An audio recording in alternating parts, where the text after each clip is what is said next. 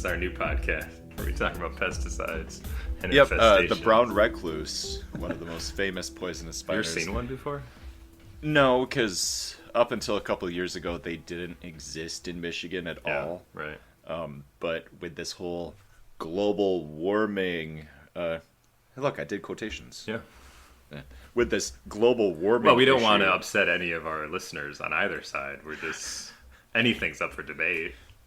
Global warming is real, ladies and gentlemen. But it could also be fake. See? That's how we'd play it. Now no one will get mad at us. Somebody was about to write something, and then I came in. Yep, calm down. Don't add us on Twitter. But no, the brown recluse, it can only live in warm environments.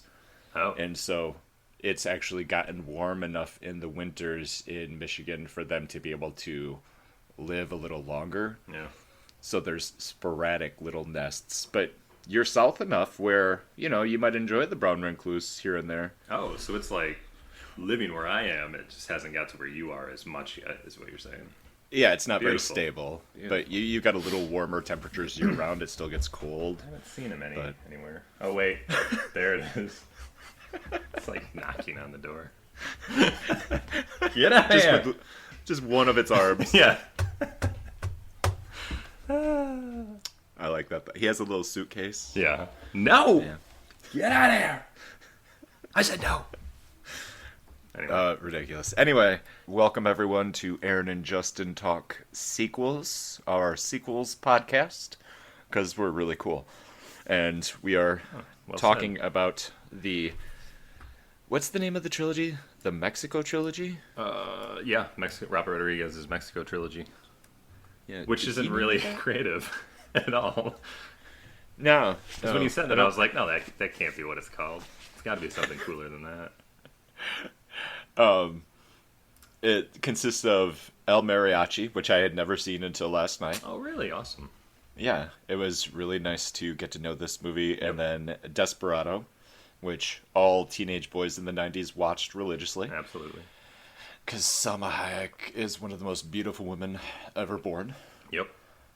And then it ends with 2003's Once Upon a Time in Mexico, which is a little bit more of a wild ride. Yeah. So, Robert Rodriguez might be what's the word for ultimate? The penultimate sequel director. This man, I don't think he's as concerned about sequels as storytelling. That's what he feels like to be as a storyteller. And he likes to spend a lot of movies telling them. So I've got an unofficial count. If we ignore his group directing efforts, So you're saying he doesn't necessarily you're not saying he's like makes the best sequels, and just that he's a sequel maker. he is a Like none sequel other. maker. So if you exclude his group efforts like Four Rooms and Grindhouse, he has made 11 original movies. Okay. That's it. Yeah. Every other movie that he's directed, and he's directed close to 20, every other movie has been a sequel. So about 9 sequels. Yeah, it's Can you name insane. them? Because it seems crazy to me that that's true. What do we Yeah. got? Okay. So, we have El Mariachi as his first movie. And then he does a TV movie, which I'm going to just put in the doesn't count category. If we're going to be strict. Here's the thing, Filmmaking. though. This is what I wanted to talk about, too. Road Racers. Yeah. You got to see that movie. Really? It's so good. It's like a greaser film, so it's about leather jackets, fast cars, slick black hair. It's who was Arquette? Who's the lead? David? David Arquette stars with Salma Hayek in Road Racers. He's Yeah, I'm looking really at the good. image, and that's insane. Yeah, he's cool in it though, and John Hawkes is in it, who would become known later with that Jennifer Lawrence film, Winter's Bone, that he won an Academy Award for, I believe. But I don't know I got anything he nothing. did between Road Racers and that movie where he wins the Academy Award. I think he won an Academy Award for it. But he's this awesome actor, and here he is with David Arquette in this Road Racers movie. Anyway, so it's a TV movie for like Showtime, but it was like the first thing he was hired to do after he made El Mariachi. Well, yeah, it's the Yeah. next thing he does, yeah. But we could certainly talk about it later. But it's a good film. I really, really liked it. All right, well, for Anyway. the sake of this argument, does not count. Does not count. And may check it out someday. His next feature film is Desperado, which comes out in 95. And then does his group work with Tarantino in Four Rooms. And then we have From Dusk Till Dawn. And then we have The Faculty. Yep. So a really strong first 4 films, if we don't count Four Rooms. Yeah, and I think it was kind of a fun, eclectic first decade of filmmaking, too. You know, he was doing some different stuff there. You could consider Desperado and Dusk Till Dawn similar. But The Road Racers and Faculty are definitely pretty out there Yeah, compared and to what he was doing.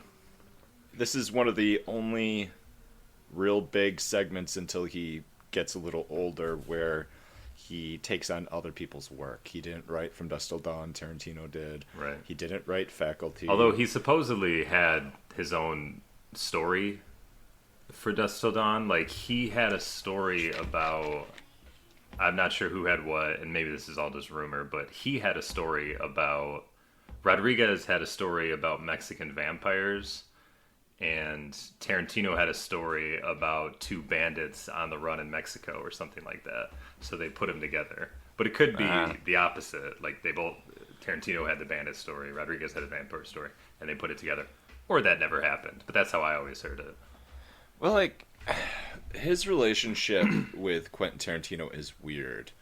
Because it's definitely at some point between El Mariachi and Desperado where these two obviously meet. I think they met at Cannes, the film festival, or they met in some sort of film festival situation. I think that's where they got to know each other. But they were also heavily marketed as check out these two new young filmmakers. So I think they were like forced to meet each other. And Kevin Smith is thrown in there too, you know?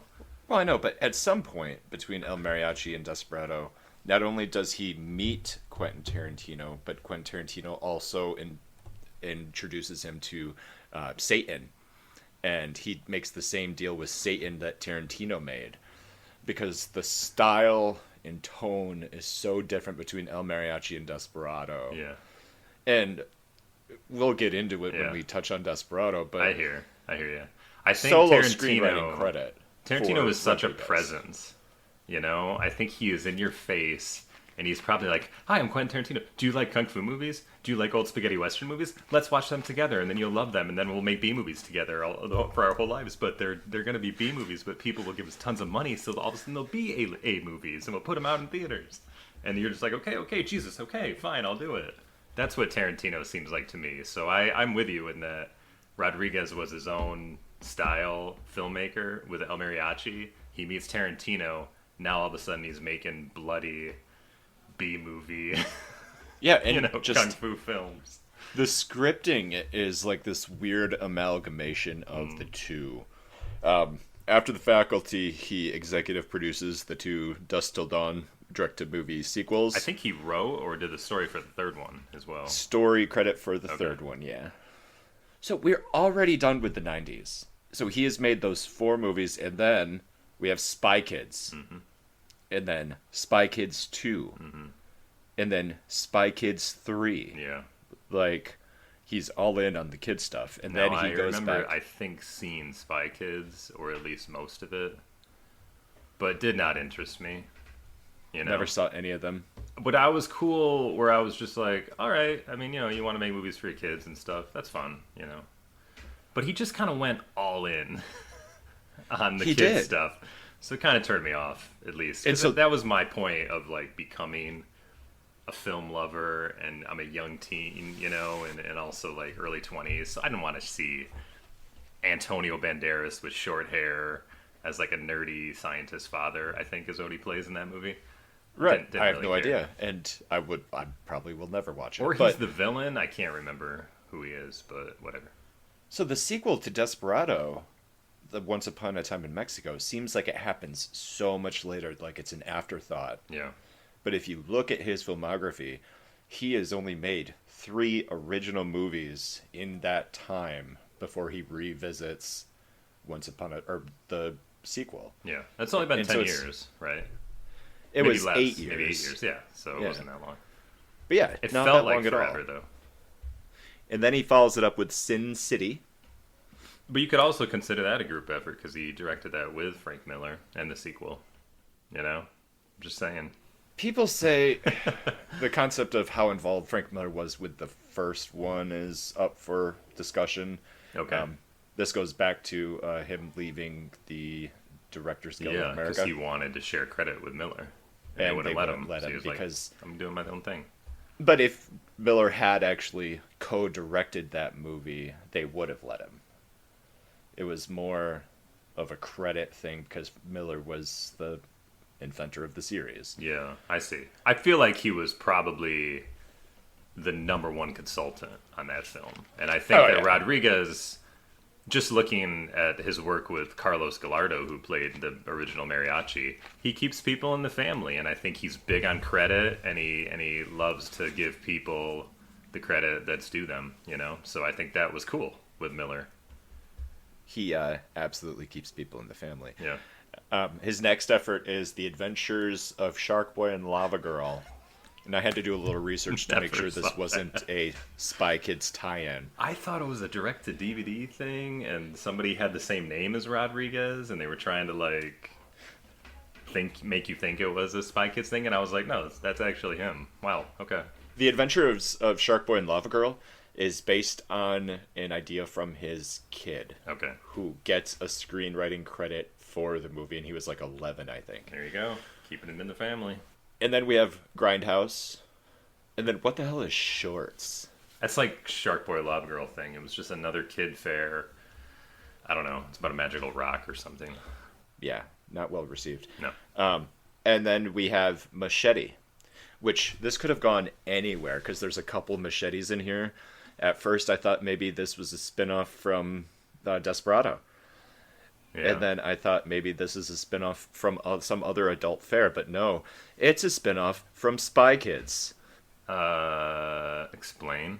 Machete and Yeah. the sequel, Machete Kills, is a character, or he plays the same character he played in Spy Kids. Well, I always understood it as he made a feature film out of the trailer Machete that he made for the Grindhouse series. I mean, that's not what... that's Now, not you what may the- be right in that the character originated in Spy Kids, but then he made a trailer for the Machete movie that aired between his movie and Tarantino's film in Grindhouse. Machete was one of them. Eli Roth made a Thanksgiving horror film trailer. And then there was another one with Nicolas Cage as Fu Manchu or something like that. Did you ever see those trailers? They're pretty fun. Just a jokey trailers that were never supposed to be taken seriously, but everybody thought the Machete thing looked so awesome that he ended up making the movie. Isidore Cortez, also known as Machete, is a fictional character in the Spy Kids films, Okay. the Grindhouse fake trailer, Yeah. and the Machete films. That's awesome. So I know wait, that. where did it start? Well, Well, it'd have to be Spy Kids then, because that Yeah, came 'cause- before Grindhouse. yeah, Spy Kids was 2001. Right. Grindhouse That's was funny. I didn't know. That's what we get for not 2007. watching Spy Kids. We got to watch more Spy Machete. Kids in our lives. 2010. What's his name? Danny, who plays Trejo, Dane Trejo. He who is his cousin. yeah, he is always Machete. I mean, I've rarely seen him as any other character. So you could think he was that character in Desperado, or you could think he was that character in Once Upon a Time in Mexico. You know? That's where the Might as well confusion be Machete. definitely was. Yeah. And then we have another Spy Kids movie in Yep. 2011, and then fourth. we have another Machete movie. Yeah. And Which then I we have heard was another- just god awful, but I never saw it. I saw the Oh, I first can't Machete. imagine. I thought it was fun, but kind of dumb. And then we have another Sin City movie. And Hmm. Also, then I heard wasn't well received. yeah, But I I never think saw most the people just sequel. were very critical of the time it came out. They just felt it was too late for a sequel. Nobody cared. But Yeah. I think that's kind of unfair. But you know, what do I know? And then doesn't do another movie until 2019 when he makes Alita, Alita. Battle Angel. Did you see What it? are your thoughts on Alita? Battle you see it? Angel? I have seen it. I saw it too. Perfectly fine, but forgettable. Don't care at all. I love that movie. Really? People so seem to really much. like it, but I feel like you had to be a fan of the source material or something. I saw it and I was just like, all right. I mean, it's not bad, but There's not source material, is there? yeah, it's like a manga. Oh yeah, look at that. Yeah. 1990 series Gundam. But I've never seen a movie that, what's the right words here? It does a great job of representing where Rodriguez is at as a filmmaker. Okay. Like Alita is clearly the first part of a multiple part Yeah. epic. Supposedly. And it's a movie that never felt more like The Empire Strikes Back to me than any other movie. Huh. Yeah. Where Is that a good thing? yeah, like it's this movie where Isn't that the antithesis of everything we talk about here? And that you can't make a successful film that immediately feels like part of another one. well like It always does, fails. and it You need doesn't one that because has a complete story. it meets the rules of having a complete story where she And yet there's more achieves to this do. goal, but there's totally more to do. It's just like the end of Empire, where they've finished that segment and you clearly know that more is going to happen and Yeah. you just have to wait. Right. I don't know. That movie But is they just didn't make Empire, and that was it. It's not like Star Wars came out and it was the first time they ever saw a Star Wars movie. It was called The Empire Strikes Back, and you walked in there and saw this movie. You know what I mean? They made Star Wars first, so that's Yeah. why it was okay to have continuations after it. That's what I'm saying. So I that's know. a little weird to just make something that's just like, you know, this is a franchise starter immediately. Just Except stick that with it probably won't be a franchise starter because it didn't make enough money. I think it did fairly okay though, and it got good reviews. People were respectful of it, and I think they enjoyed seeing him do something that was a big success. I'm a Like that. huge fan, but I did wait until it finally got down under $10 to purchase it. So it took me many months Yeah. to purchase it. It was an interesting film. I mean, I just don't think there just hasn't been many films where I think computer graphics look great. You know what I mean? They always look bad. You know what I mean? Like, I just can't They've even come think of a long film. way, man. They have come so far, really. But every movie you watch that you think looks good, if you look at it like a year later, you're like, it's not that great. It's hard to watch Spider-Man. It's so bad. What's one of the oldest movies where you recognize that the graphics were just god awful and it always sticks in your mind? Lost in Space. Really? Remember the movie that came out in like '97 with Matt Matthew- LeBlanc from Friends? Yeah. William And- Hurt, your favorite Hurt. I know. I love that movie. Like, it's Um, entertaining. I do enjoy that movie too, but that monkey thing she's got. Do you remember the little monkey character? The they little have? alien. I Yeah. mean, that is some of the worst CG that they would never let. There's so many. Even talking about the Lawnmower Man. Do you remember that movie with Pierce Brosnan? That is some is a movie where shitty they, CG. yeah, Just they tried god too awful. hard too early. Holy cow! I meant more exactly where you were with Lost in Space, where they were taking something that was pretty good and they executed it poorly. Yeah, I'll give you that. Lost in Space was also the first film that the spaceships looked great. You know, but I at that moment I was not. I was no longer impressed with computer graphics because once they showed the spaceships and how good they looked, I was just like, anybody can do it now. And that's really how it's been. So ever since like '98, I really haven't been impressed by CG. Like, I'm just expecting it to look better every time I see a movie, and it does. But Alita was just so cartoonish to me that it just kind of made it forgettable. I don't know. For me, we can agree to disagree on Alita, but for me, I did like it. I mean, I'm not saying it's not a bad movie. It just didn't really do it for me. American classic or Mexican classic, whatever you want to call it. Was it in Mexico? I mean, it might be hit or miss, but God, they really made it sound like he shoots every movie in Mexico. Yeah. But the movie for me, where the graphics always stick out when they shouldn't have, was Air Force One. Oh, yeah. The plane at the end. when the plane Oh, crashes that is and bad. it is so bad, and it Yeah. takes you out of a It moment does. where I agree. yeah. That is some bad stuff. And then last but not least, the last film credit in here is Red 11. Yeah, I didn't even see that. I read Uh, about it though. Some horror movie, right? it's Or a it's thriller? cute.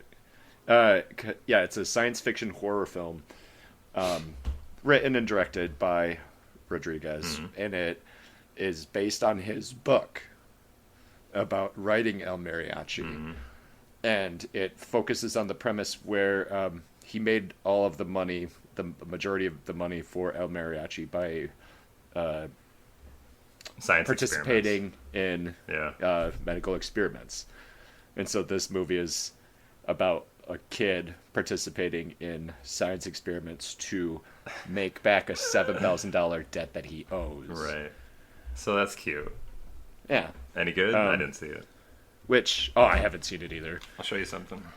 You have it? That's awesome. Yeah, my have older you sister, read it? Kristen, my sister gave it to me years ago. Yeah, many years ago. Yeah, I read it. It's really good. I mean, because he's not a writer, he just kind of told his story. So, Yeah, yeah, so- I'm very familiar with everything he did. Because he kept a diary while he was in this month-long science experiment thing. If I remember correctly, I think he got like $3,000 for it. He might have got the full $7,000, but he got the money together somehow. So he spent a little over $7,000 making El Mariachi, which is an excellent segue that you bring this up, because now we can get back Yep. to the Back whole point to of the podcast. the movie. Yeah, so he had made some short films around Austin, and then he had this idea for, I don't know how the genesis was, I don't recall, but he wanted to make a movie for the Mexican straight-to-video market, I believe, because it Yep. was how you made money. You know, he could do it as a filmmaker and get his name out there. Figured he'd make a couple of them cheap, sell them, make some good money. But just as it happened, he had sent it out to a couple people, and Columbia Pictures, I believe, somebody there saw it and was just like, this is a lot better than your average direct-to-video fare, you know? But I think he also got caught up, in a good way, but right place, right time, where they were looking, it was the early 90s independent film explosion, where they were looking for the next big thing. You know, it was like Nirvana comes out, so who else can we grab? Silverchair, and you know, and everybody that maybe had one hit after that, but they just put their feelers out and grab anyone and then give them a whole bunch of money. So, It's right. Like, the 90s were such an amazing time Yeah. for independent film. I mean, the and- three that always stand out to me the most is Tarantino, Rodriguez, and Kevin Smith. Yeah. But there was definitely what's his name, and then that other guy, and that was about it. No, I mean, there's been a lot of the them. slacker who- guy. What was his name? Oh, Richard Linklater, yeah. Linklater. Totally, he was one of those. Yeah. And I mean, there's a lot of different ones in there, too, who were always kind of right on the cusp throughout Yeah. the 80s. Like, how big was Jim Jarmusch in the 90s?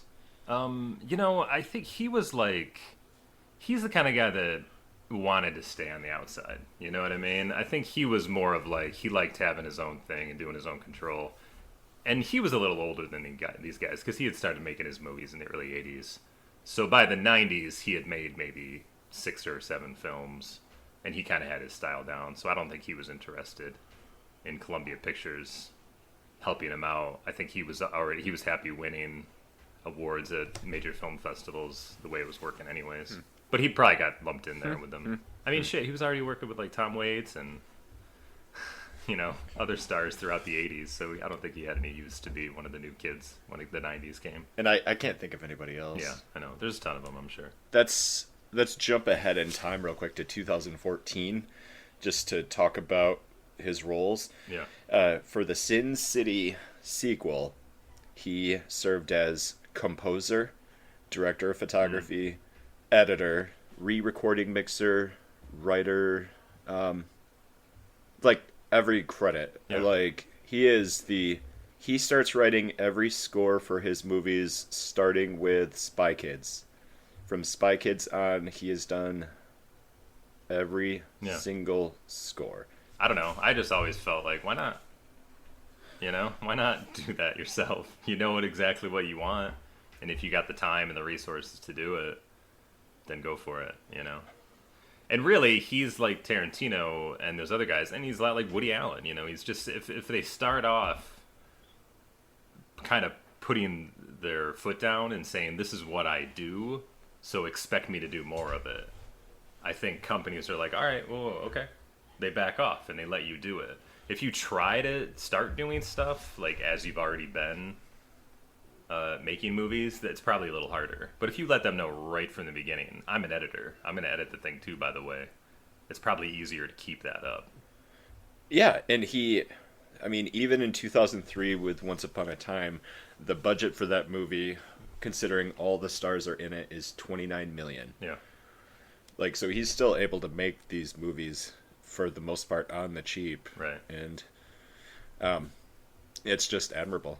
Well, let's talk about El Mariachi. So El Mariachi starts with a musician, the Mariachi. He's unnamed. He comes into town, into a small Mexican town, and he's looking for work. He's a musician. He's a guitarist. He's looking for work. At the same time, there is a criminal who's in jail in the same town. I believe the same town. And he wears all black, and some guys are coming to kill him because I suppose it was his partner that sent guys to kill him. But he ends up killing those guys, and so he's telling the partner, well, now I'm coming for you. So this guy leaves the jail. He has a guitar case. He's dressed in black, but the guitar case is full of guns.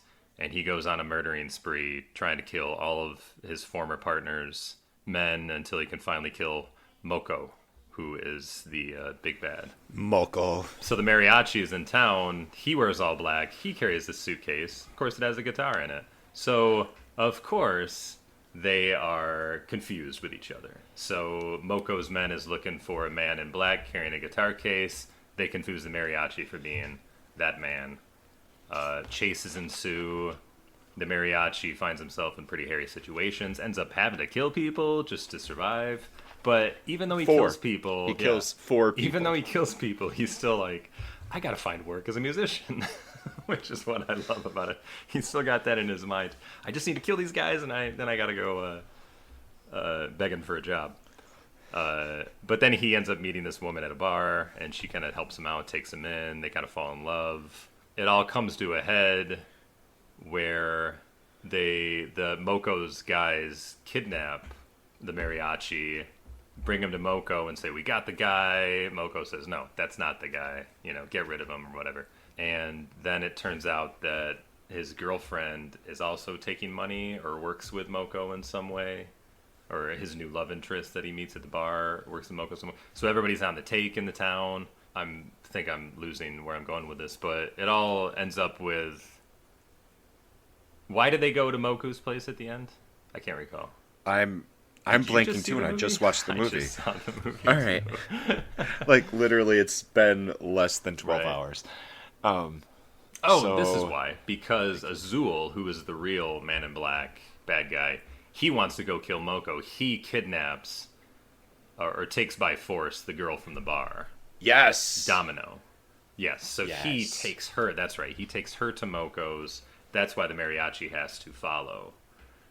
But when he gets there, Azul's already dead, right? And so's... And then... Does he kill Domino in front? No, he finds Domino dead. That's right. Yep, Domino's already dead, too. She's dead. The woman he loves is dead. And then- it's because the drug lord, Moko, really loves Domino Yes, and wanted right. her to hook up. He And was jealous, yes. yeah, he's so mad that she loves the mariachi that he kills her. So one of the best endings, I think, is that he shoots the mariachi's hand. Yep. Which I think that's awesome. Like, because there's no... He will not exist now in any way but for revenge. So it does set up his desire for revenge after this. But he ends up killing Moko. So that's cool. Oh, and then the second best ending is that all the men are, like, totally fine with it. I loved that, too. Like, They the were just writing like, here oh, good, he's dead. is amazing. That guy was an asshole anyways. We didn't really care. You're good to go. So he leaves. And he's a man with no country at that point, you know? He's just this guy who's can't be as a mariachi, he can't be a mariachi anymore, and he just drives off into the sunset. not to bring up Star Wars too much, but that scene really reminded me of Empire Strikes Back. I thought you were The going to say the way- original. The way that Darth Vader treats his subordinates all the way through Empire Strikes Back, and how much of a joke they make out of him killing off subordinates, made me think about Yeah. Mocho and Right. how he's constantly lighting the match off of that guy's Yep. face. Mexican Freddie Mercury.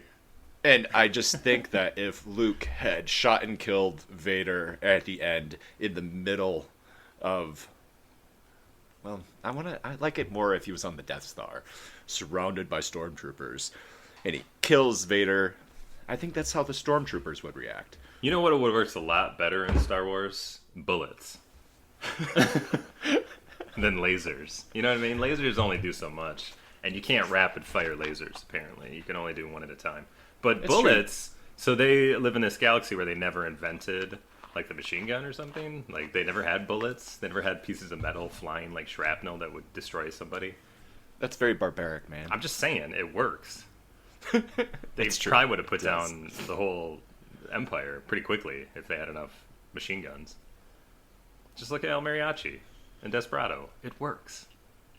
It does work. And so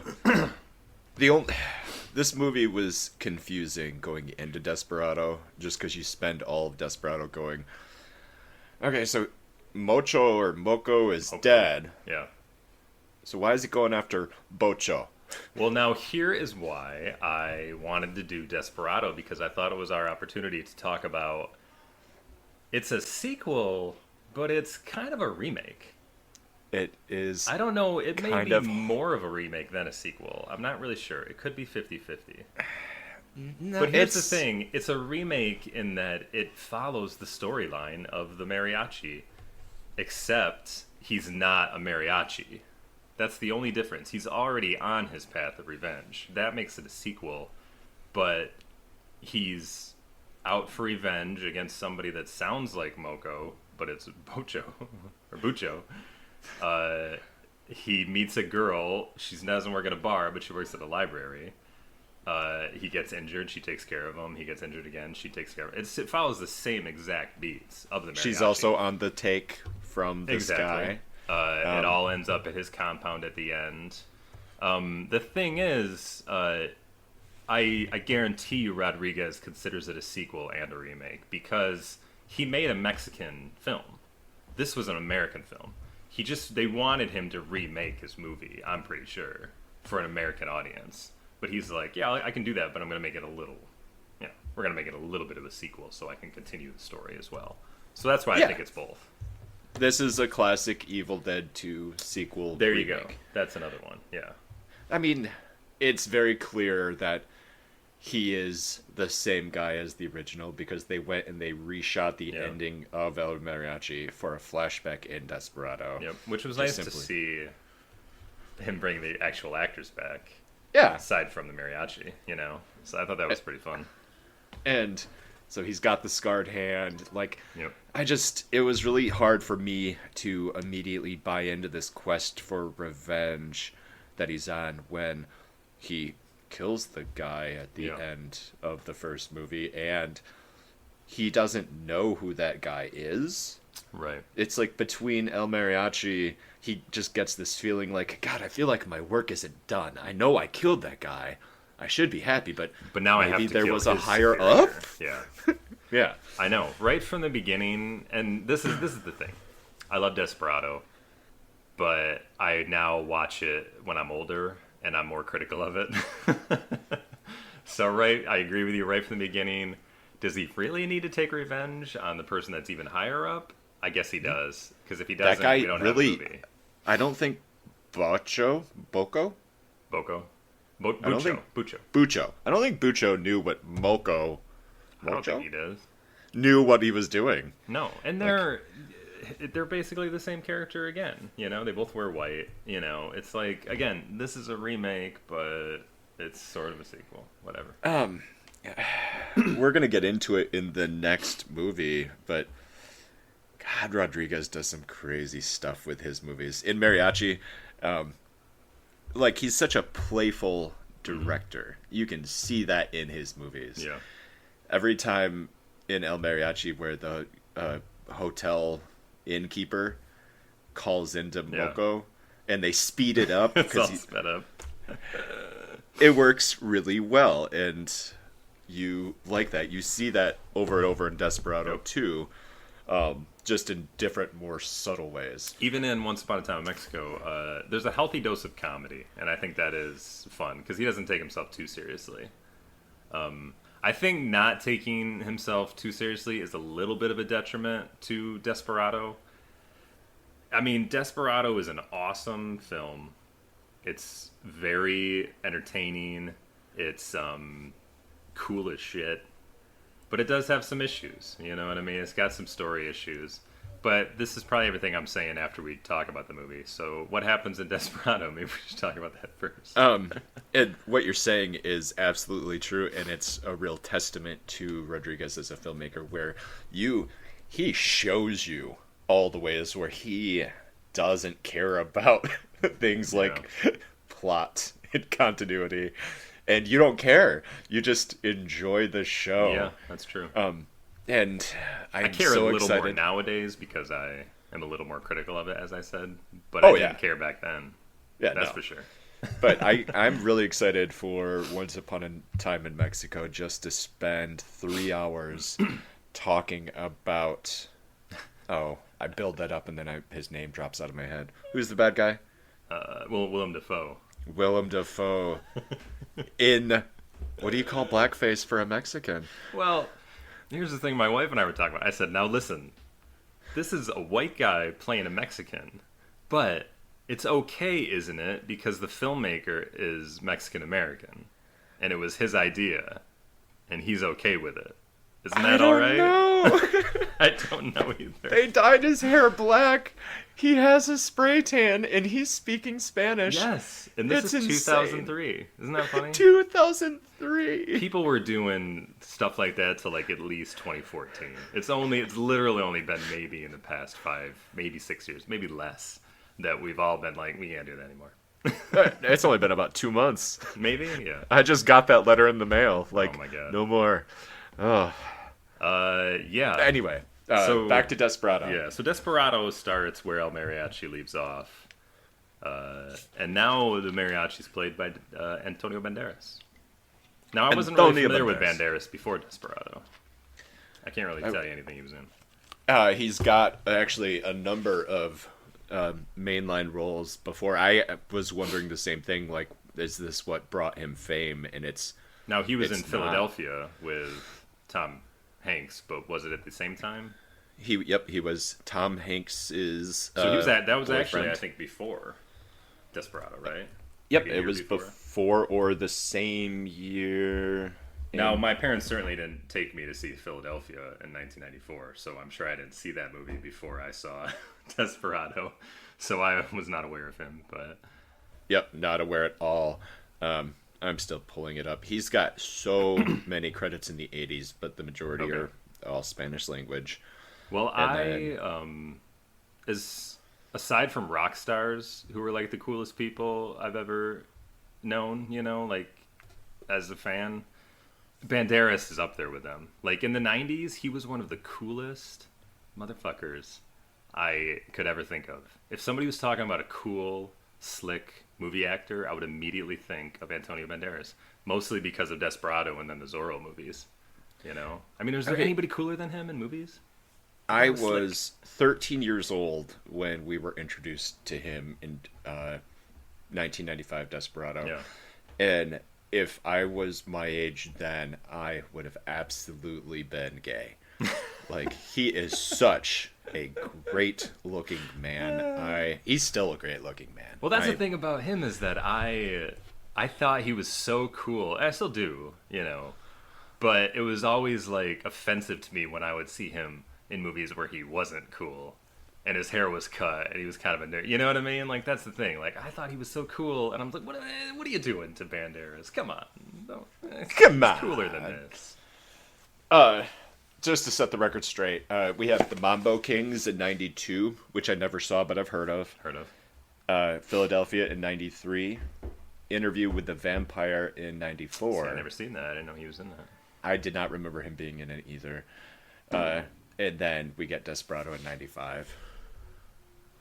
Bird just flew into my window. Sorry. You Oh, all right, that's buddy? sad. Watch out for the brown recluse. Did he stop knocking? He's okay.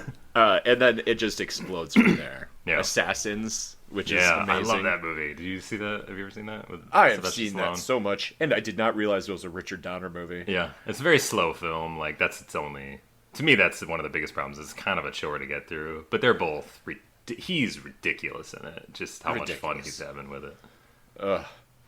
He's in Evita, Mask of Zorro, 13th Yeah. Warrior, I liked 13th Warrior. I remember seeing that. Original Sin, Spy Kids. Oh, Original Sin. That was an Angelina Jolie film as well, and she and he are getting it on all the time. Yep. Yep. that was a big one. That was a big one Yeah. for us. I don't remember it, but I remember seeing it for that reason. Yeah. Right. And then there's a lot of stuff. He gets so kid friendly. Yeah. Like, he's got all those Spy Kids. He's got Shrek. Oh my He's- god, that's right, Shrek. Yeah. Although he's good. He's good as the Oh, yeah. Puss in Boots. I mean, I mean, he did the sequel. He did the Puss Yeah. in Boots movie. yep. So yeah, that's where he basically followed the family tree right down with Robert Rodriguez.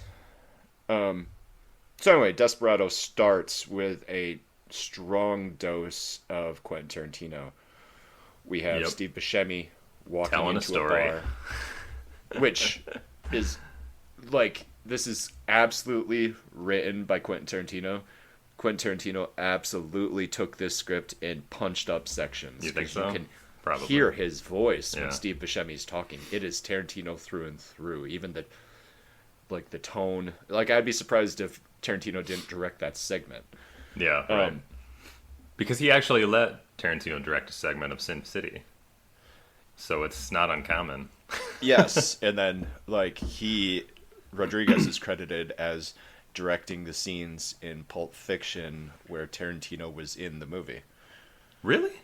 That's what it says in the IMDb.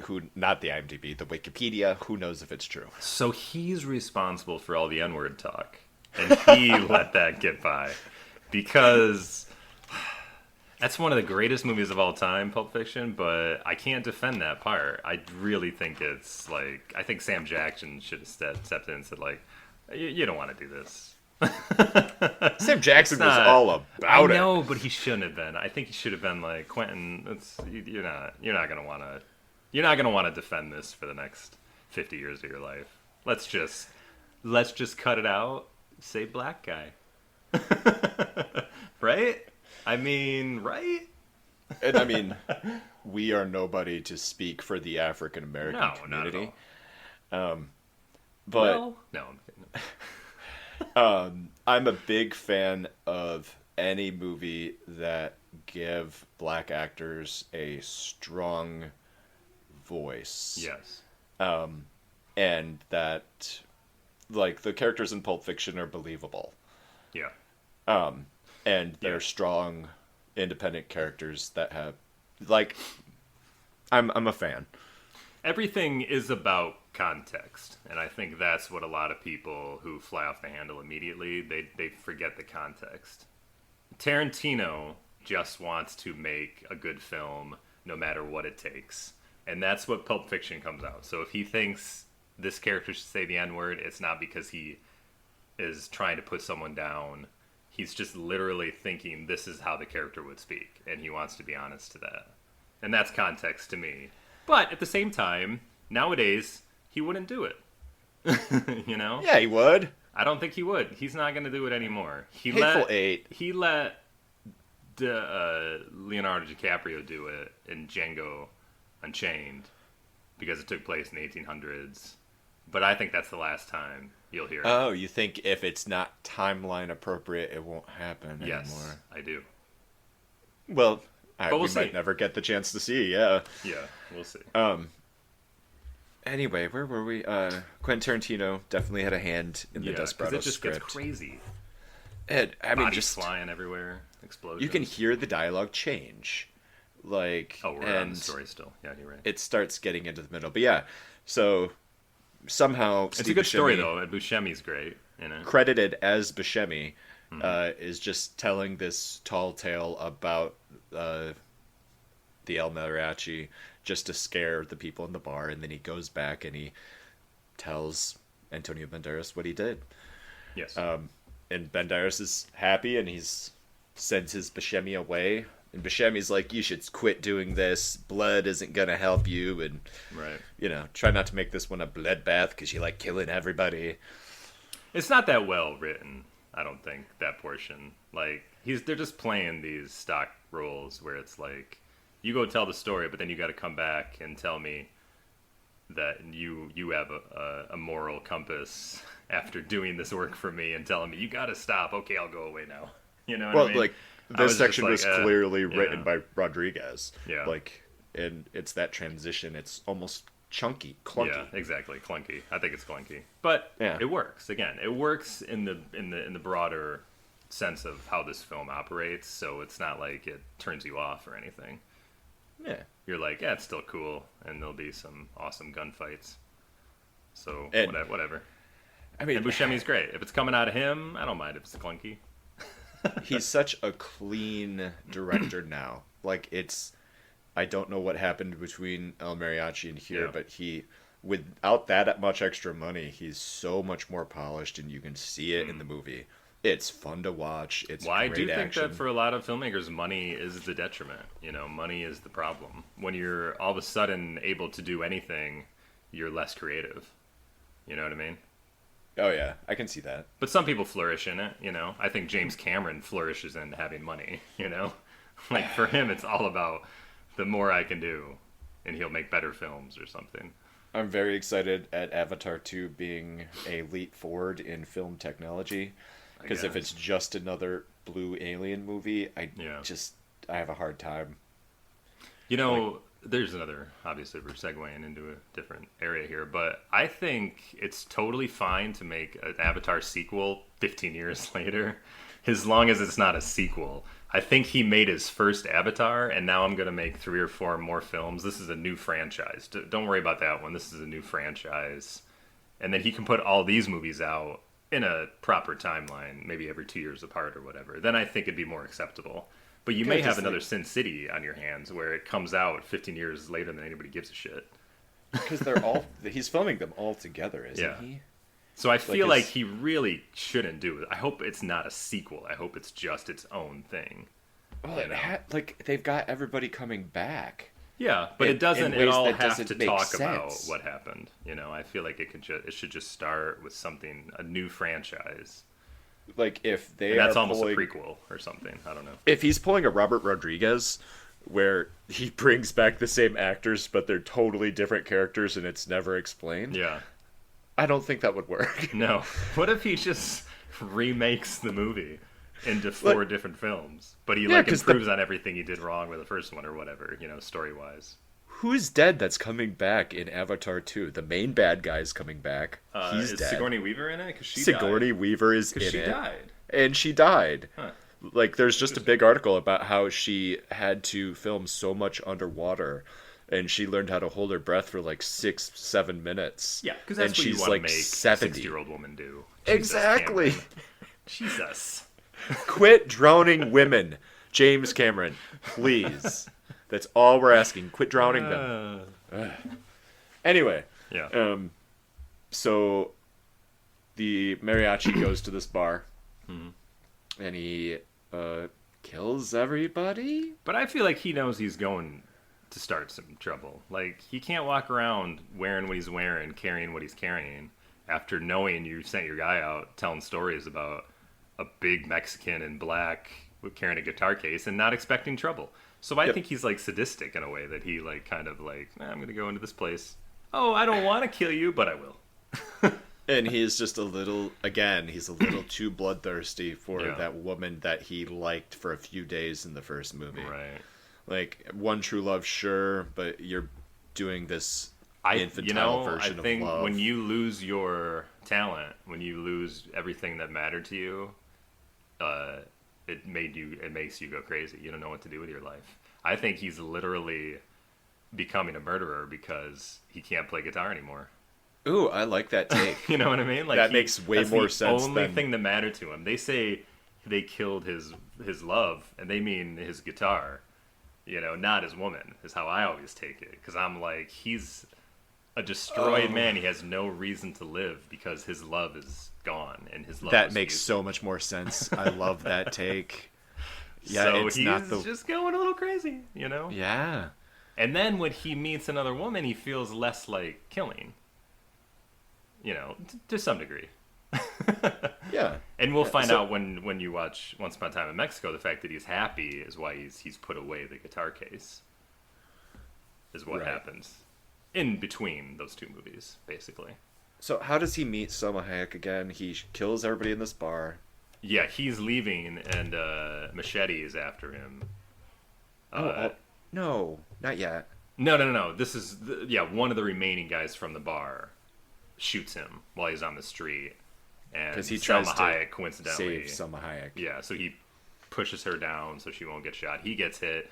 She takes him in to heal him.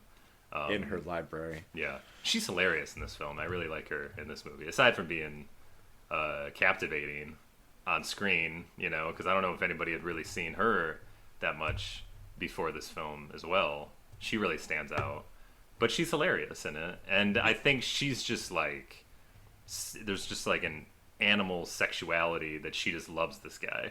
Like she is so hot on the mariachi, like that's Yeah. her thing. But at the same time, she's kind of doesn't take a lot of shit from him.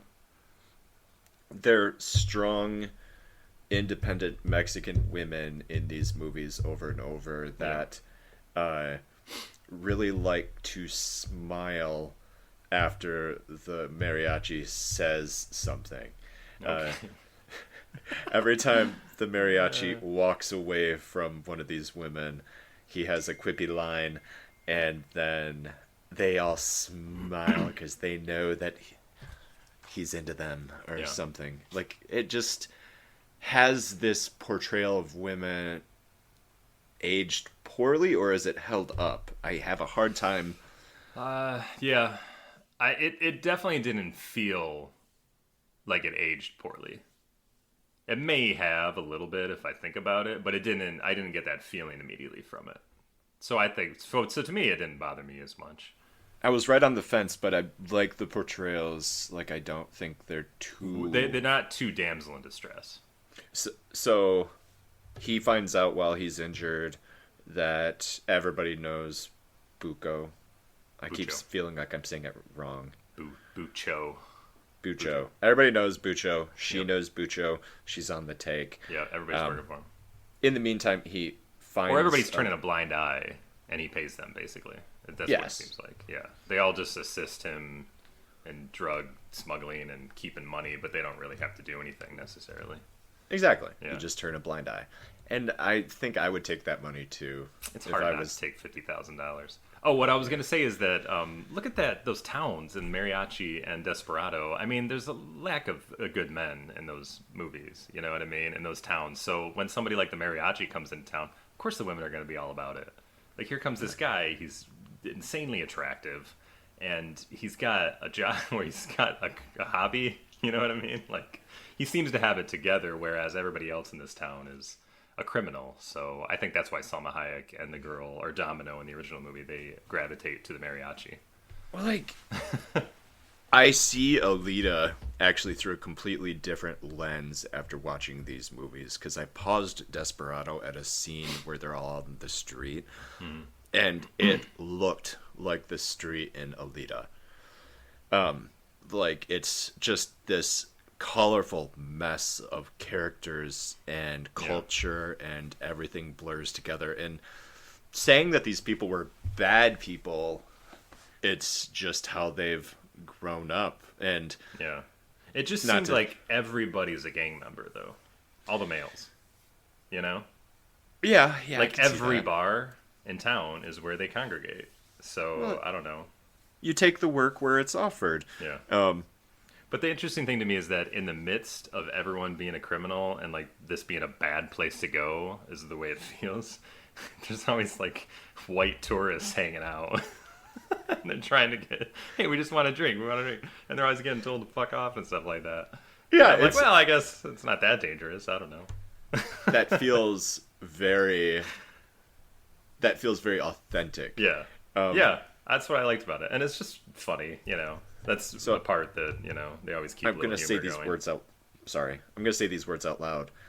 In Alita: Battle Angel, it feels like the movie is taking place in Mexico, Okay. and the flying city that everybody wants to get to is America, Oh. and the real Earth, the real place with the culture and all the people is Mexico, and Yeah. what they're looking for, that they're looking off of the sky, is just this illusion Yes. where it's the corrupt live Yeah. and shit on everybody at the bottom. Right. And they're literally living off of the garbage that is shot down from the flying city. Like, Yeah. I didn't. No, you're right. I didn't put that together. I'm sure that does allude to that in some degree. Well, Mexico has such a fantastic culture. You Yeah. know, everything about it is amazing. And whenever a film gets it right and really can show American audiences how beautiful it is, you come away feeling like, oh yeah, I guess the idiot conservatives in Texas who want to talk about how everything's dangerous back there, they probably are exaggerating to some degree. You know what I mean? And I think movies like maybe Alita, but I also think like Coco, and other movies like that, I think that in just their own little way they show that there's more to it than we're led to believe. You know what I mean? Now maybe Desperado, maybe Mexicans don't appreciate Desperado. I don't know. Don't appreciate it. I don't know. Like maybe it does. Maybe it does feed into that belief that it's dangerous and you shouldn't go there or something. I don't know. they shot Desperado in the same location where they think shot so, El yeah. Mariachi. Right. And El Mariachi, the locals were not very happy No. about it. And so he did what any smart person would, and he cast them all in the movie. Funny. Like one of the newscasters is either the bartender or that guy in the hotel. I can't recall which one.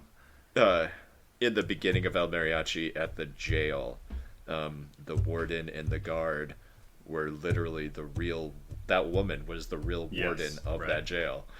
And the guard was Yeah. the real guard, and it was just cheaper to have them play themselves. Right.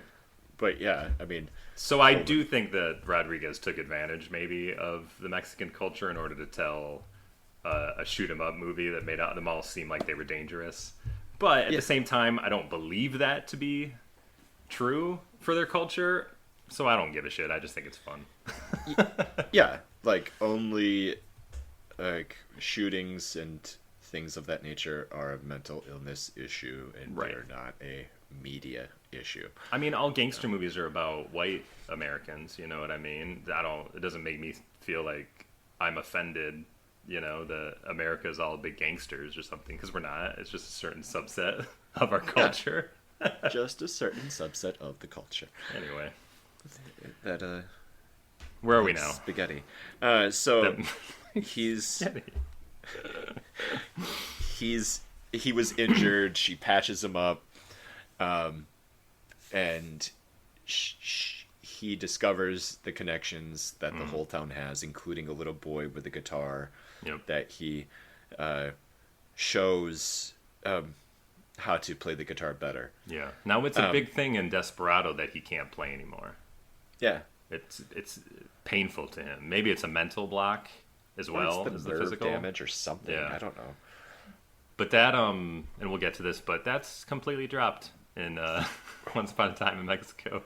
Well, is the argument that it's been so long, he never really gave it any time for his hand to heal. Yeah. And now his hand is healed a bit, and he's actually able to grip stuff again. Possibly. He wears this Wrist sprays, yeah.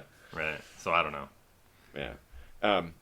We didn't talk about the little boy visions that he has in El Mariachi. And Yeah, there the boy wasn't- in Desperado is also a redo of the boy in El Mariachi. You know what I mean? So one more thing that's kind of a remake. all right, Anyway. so so he takes Selma Hayek with him. Well, She's kind of hanging out at the bookstore the whole time. The mariachi goes to meet Buscemi again, and he meets him in the church and the Yes. confession booth, and they talk. Buscemi's only character trait is tell big story, and also I need to tell you to stop doing this. So he gives another stop doing this speech. He leaves. He gets killed by Danny Trejo Yeah, on the street. yeah, they're both together on the street. Right.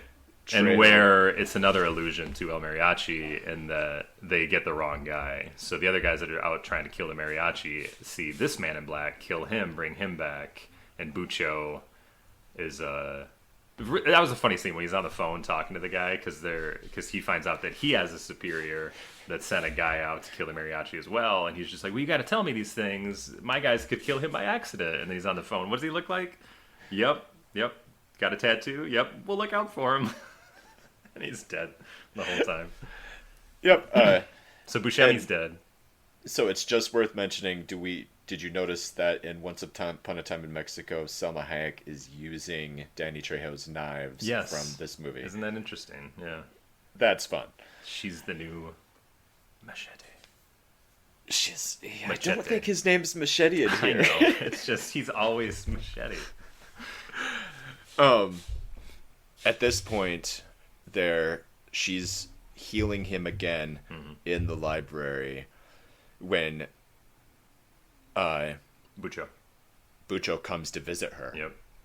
And same deal. He is paying her all this money, and it really seems like it's just because he wants to bang her. Yeah. Or they have banged. They have, I think. But Sounds she like doesn't it, yeah. like it. She's not down with it. She just wants some money. Yep. And she pulls away, and she makes it clear that she's not interested, and he leaves. And then he And- has a vision later when he's having sex, and he's all of a sudden like, ding, the mariachi's at the bookstore. Yep. So he tells And- his people to go and burn the place down. Yep. They do. They do. I was thinking about the moment where Bucho gives the bride. They see a parade outside for Right, a yeah, wedding, and Bucho's so cemented into this community that he just walks up to the bride and gives her a big wad of money. Yep. And, And they are like, cool. Thanks. yeah, it's I'd just take it too. I don't, he's the boss of that town. Yeah. Right. And so yeah, this is where they hook up, isn't it? And they have that crazy sex. Yeah. That is Yep. the most 90s sex scene I can think of in recent Oh. memory that I've seen lately. And it's just another credit to Rodriguez being such a playful filmmaker, because he clearly man. told them, do the craziest shit you can think of. So there's one point where who sucks on whose chin? Salma Hayek sucks on Antonio Banderas' chin. I mean, now, Yep. when you've been intimate with a woman, have you ever sucked on somebody's chin? No, but now that I saw that, I'm gonna give it a shot. And then like a spur on his boot comes into play. Yes. Like, Let me just it's- do this. No, can you just focus like on something? No, I need to do the boot spur. Just give me a second. You'll like it. And I really don't like that at all. So yeah, they're laying in bed. Candlelight, heavy orange tungsten light feel. You know what I mean? Just very 90s. I'm surprised there weren't blowing shades, or curtains everywhere. Little sacks. Yeah. So he kills a bunch of people. They're on the run. So this gets burned down, right? And then they have to escape. She saved all this money, and it all was in the book, so it all burned up. She's got nothing. She's got Yeah. nothing. And they have to basically just sit on a roof and hide across from the Poorly, bookstore. but luckily the Yeah. guys never see them.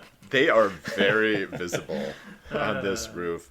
Yeah. And this is where he sees Bucho And he for the doesn't first shoot time. him for some He reason. doesn't shoot him. That's crazy. Yeah, interesting. And she's upset about this. Yeah. But it's fine. Oh, we never mentioned that Tarantino was in the film. Oh yeah, Tarantino Remember? is in the film as a bag man. Yeah, For some Bucho. dude. He's got a story too. Yeah. I think And he does a good job for what it is. It's kind of Yeah. it's a little pointless. And then he's killed. And then he's dead. And Yeah. yeah, it just stinks of Tarantino, and that is. I'm just trying to what it think of is. anything else. Yeah, Tarantino clearly wrote that story as well. Oh yeah, he came with It's his like- own joke. Oh yeah, I he got just this let him vamp. hilarious joke. You gotta let me put it in. Anyway, they're lying low. Yeah. So here's the weird part. I don't know. She's like, call your friends. You know. Yeah, Because she knows he has friends, so he calls his friends, which is cool. But I don't know. Like, I guess you got to take out the rest of the people in town, so that's the point of the scene. Yeah, there's just so many men Yeah. on Bucho's side that. But I needed feel it some would have been backup. a Moku situation where once you kill the head vampire, all the other ones turn back to normal. You know what I mean? So I really Yep. don't think he needed to just kill all these people. I think he could have just went to Bucho's and took him out. You know what I mean? And then everybody else probably would have been like, all right, yeah, well, that guy's done. We're done too. So never seeing El Mariachi before and seeing Desperado a few times, it was nice to have the friends show up. And who is his friend? Mm-hmm. But Carlos, none other than El the Mariachi man, himself. Right. Looking Which is so great. much cooler in this movie. Yeah, but here's the thing that I didn't mention off the top. Having watched, and I had seen Mariachi before years ago. Having watched Mariachi and then Desperado like a day later, Yeah. I was on, and I'm an Antonio Banderas fan. I was kind of disappointed. I was like, I kind of want to see Carlos continue the role. You know what I mean? Like, I wanted to see him continue as the mariachi. I kind of felt bad for him that he got shoved aside for some big time, new actor. He was actually pretty great. But again, this is where Rodriguez just expects you to buckle up and enjoy his ride. Yes. He demands that you not ask any questions. It's expected. If you make a movie for $7,000 and then a studio comes along and says, will you remake that film for an American audience and we'll put it in theaters, you gotta know as an actor, like, you're gonna be recast, all right? But Rodrigo's such a good family guy that he's just like, you're gonna be in the film still, and I'll let you produce if we do another one. So he And produced you know this all film the with other them, people I think. that were in that movie? We're going to put them in this one too, just different Exactly. roles. Right, And we're going to get to Once Upon a Time in Hollywood. right. Or not in Hollywood, sorry, in Mexico. There's too many movies. I'm just going to say this out loud. Too many movies that start with Way too Once many. Upon a Time. There's Once Upon know. a Time. What was America. like the first one? I think it's before Once Upon a America. Time in America. Wasn't there Once Upon a Time that was a Western? Once Upon a Time in the West, I think. Once Upon a Time in the Old West, something like that. And then Once Upon a Time in America with De Niro. And Yeah. Once Upon a Time in Mexico.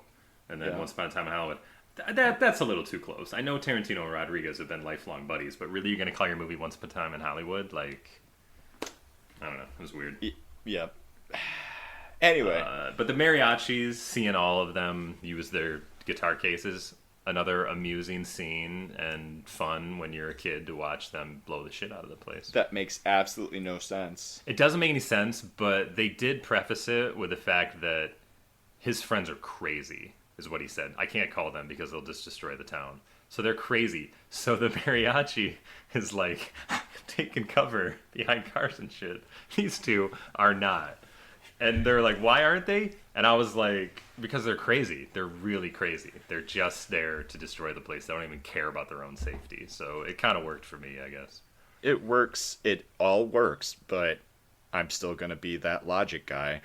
So you mean the mariachi who was actually a musician from the first movie, who didn't have guns in his suitcase, he somehow, on his quest for revenge, decides that he likes guns in suitcases, and not only that, but he makes a couple of crazy friends, shows them the guns in the suitcases, gets them to start putting guns in the suitcases, but they don't actually hang out that often, and they only hang out when he calls. Yeah. And what is the process there? Did he create two other guitar case psychos, or did they just happen to have coincidentally guitar cases that did things as well? He I don't wasn't know. even the first guitar case psycho. He wasn't, That was a because different guy. Azul was. Yeah. And so, yeah. These are questions that destroy a movie because there's no way to answer them. It's just something you got to go with, I guess. Yeah, I don't know why. But it's just a fun extra 10 minutes to the movie I guess they needed. So those guys die, but they do kill pretty much every one of the Yep. henchmen that are released on the street. So then, but the kid gets killed, or the kid gets hurt. The kid gets hurt. So they take him to the hospital. Yep. And he chooses the kid over his friends, but he was always gonna because Right. they're crazy. Right. And I think that's the nail in the coffin for him, where he's just like, all right, we just got to end this. I'm just going to I'm just going to drive there. I know Yep. where it is. And she's so like, they this just is drive the there. place. And he's just like, oh, it's the place. I It's know the what it is. place. Because why? Because Bucho just happens to be Just happens the to be. El Mariachi's older brother. Yes. Did this bother you when you saw Desperado? The first I time? did not remember that detail the first time. I remembered From- it, but it didn't occur to me. It didn't bother me at all. It's Now, just, it bothers me. it bothers me. Because if it's supposed to be a sequel, there's no way that that's possible. But if it's a Right. remake and a retelling and they change facts, all right, I guess I'll go with it. But it just kind of seems like you would have some inkling that your brother is a mob leader. I don't know. Yeah, like He how kinda many says, like- Buchos are there? Is it like John? Like, think oh, Bucho that couldn't may be the be- John I know. It must Well, be a now- different John. Now, his name was like Marcelo or something like that. And they just call Right. him Moko. So Bucho may be just a nickname as well. You Like know? that's Benjamin. Yeah. Exactly. So maybe Bucho. maybe there wouldn't be a way for him to know. But he also didn't recognize his voice when he heard him in the library. So that's Yeah. another thing. I don't know. It made it seem like, okay, maybe they haven't seen each other in 20 years. So maybe you wouldn't know that your brother is a mob leader. I don't know. I guess it's possible, but it seemed a little far-fetched. Yeah. A little far fetched. Why did they do that? Why did he do that? Does he just think that was cool? Or did Because- did they tell him like you gotta have some connection here at the end? There's gotta be something think that's that makes the it part a of little this- more emotional. Obviously, Tarantino didn't read the whole script because he didn't think that needed to be punched up. Yeah. He only got through the first like 20 pages of the script and Yeah. punched that up and was like, all right, I'm sure the rest is fine. But he does kill him. He does. And then Which it is quickly- emotional. I mean it's him killing the leader is more hard hitting if it is his family. I'll give him Yeah. that. So maybe that's why he thought that change was okay. And he wasn't going to kill him until his brother's like, I'm going to kill this woman right in front of you. And then we'll be brothers. Yeah. Or something. It was more like you killed my men, I'm gonna kill her, then we'll be even. Yes. Right. Even Steven. But that's not nice. No, so he, was so like, he "Nah, you kills did him. that." So he does Fades the to- guns in the wrist, which are pretty sweet. Yep. And then it fades flashes to to white. white. Yeah. Yep. And I read that they actually shot The another whole thing. Yeah, but it was too violent, and they couldn't get an R rating with it, so we just decided to cut the whole thing out, which Yep, I actually and- think works because Yeah, we it just totally worked. We just sat through the mariachis killing everybody. I didn't want to sit through another 10-minute Yeah, no. shoot them out. And so it cuts to them in the hospital checking on the kid. No, just him. And then he goes into the hall, and that's where she is. And it sounds like he's going to go on his way Yeah. until he says, hey, did I thank you yet? And she's like, no. And he's like, what did he say? I will. I will. I will. Which is a good line. It's a good callback. I It's like a that. great line. That's a good line through the movie. And she giggles like the horny teenage girl she is. And he is walking cute. down the street. He's just gonna be the lone El Mariachi. I'm going to the But next wait, no. because you know what? It turns What? out the Bucho had somebody above him as well. So Well, no, I just meant that he's got to go kill Selma that guy. Hayek's gonna drive up behind him, and he's gonna throw his guitar case away Yep. and just I'm be a done. happy I'm done with man. that. Done. And then they back up and they Which pick is up funny. the guitar case. Just And in he case. says, just in case, which is a delicious pun delicious. because it's a case. And then they drive off into the sunset. Yeah. So, great movie that just kind of holds up. Yes. That's where I'm putting it. I agree. It's a great it is a great film. I will always love it. Yeah. And it kind of holds up. So here's the funny It doesn't thing. hold up to questions very well. Obviously, we've learned. Oh yeah, yeah. There's plot holes left and right. Yeah. Did you notice in El Mariachi the dead girl moves? I didn't notice it, no, but I read that it was I another. totally noticed it. Like Yeah. her lip just kind of like turns into like a half a smile. Well, sometimes Like, while you're she's- in the throes of death. You got a little twitching going on, maybe. It said in there wasn't a lot to look up on these movies. Like I was kind of grasping I at was a straws. little surprised that there wasn't more about the making of it or whatever. Yeah. But I read his book, so he definitely talks about making mariachi a lot in it. Lots I of don't really call. bloopers left in mariachi. What's that?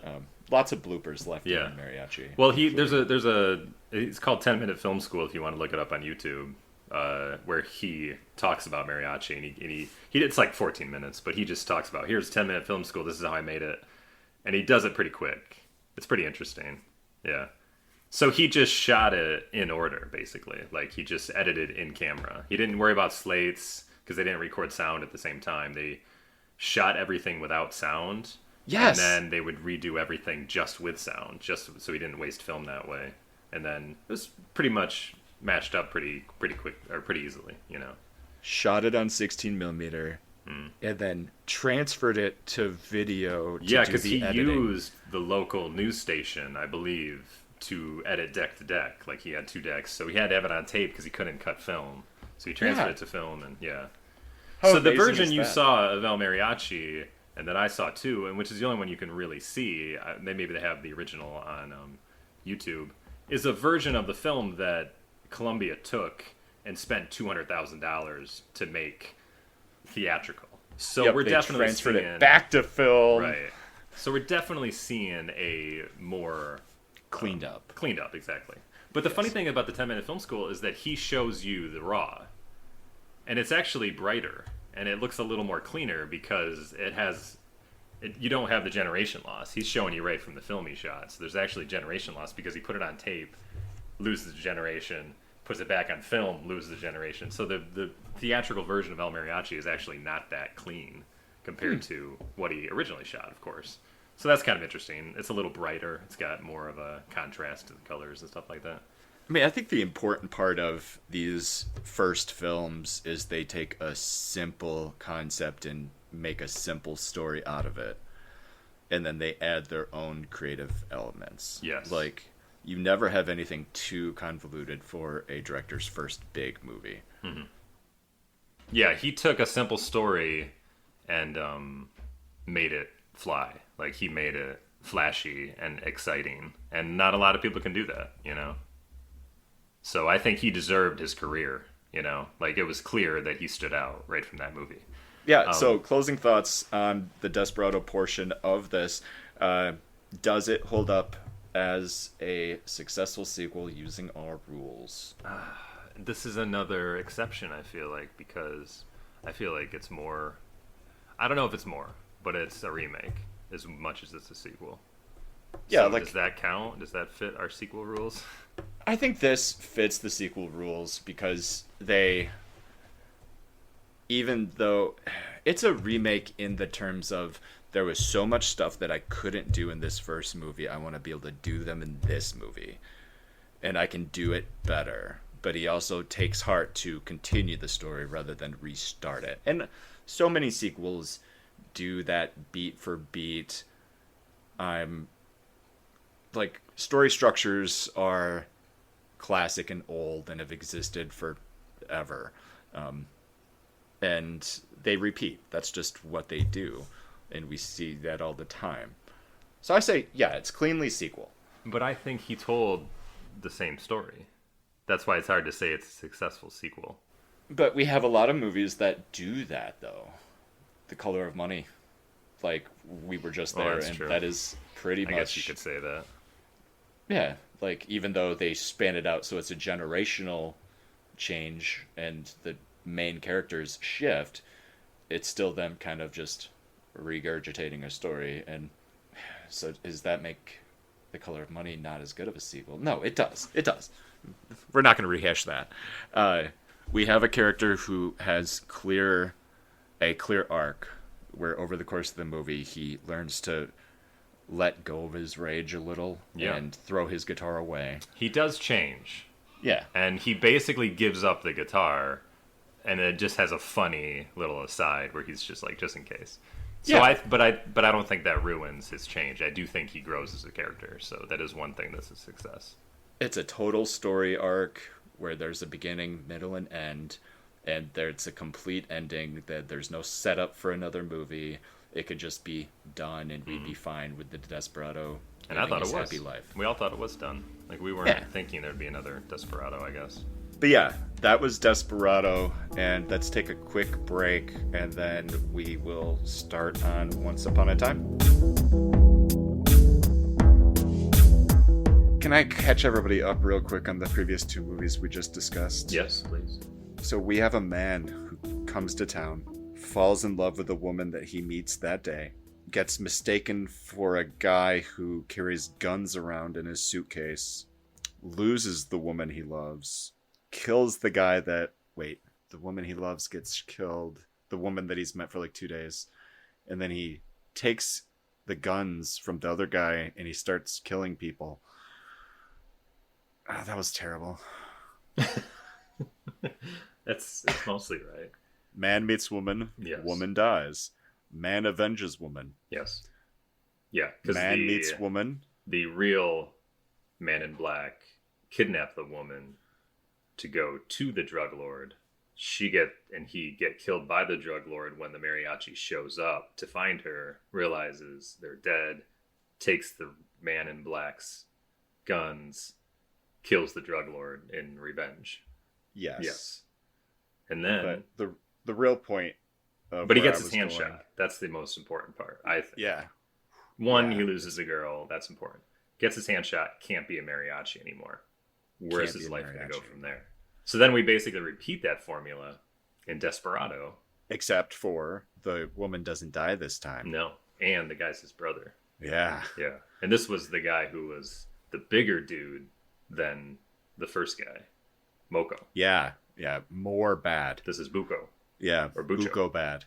Yeah. Bucho bad, sorry.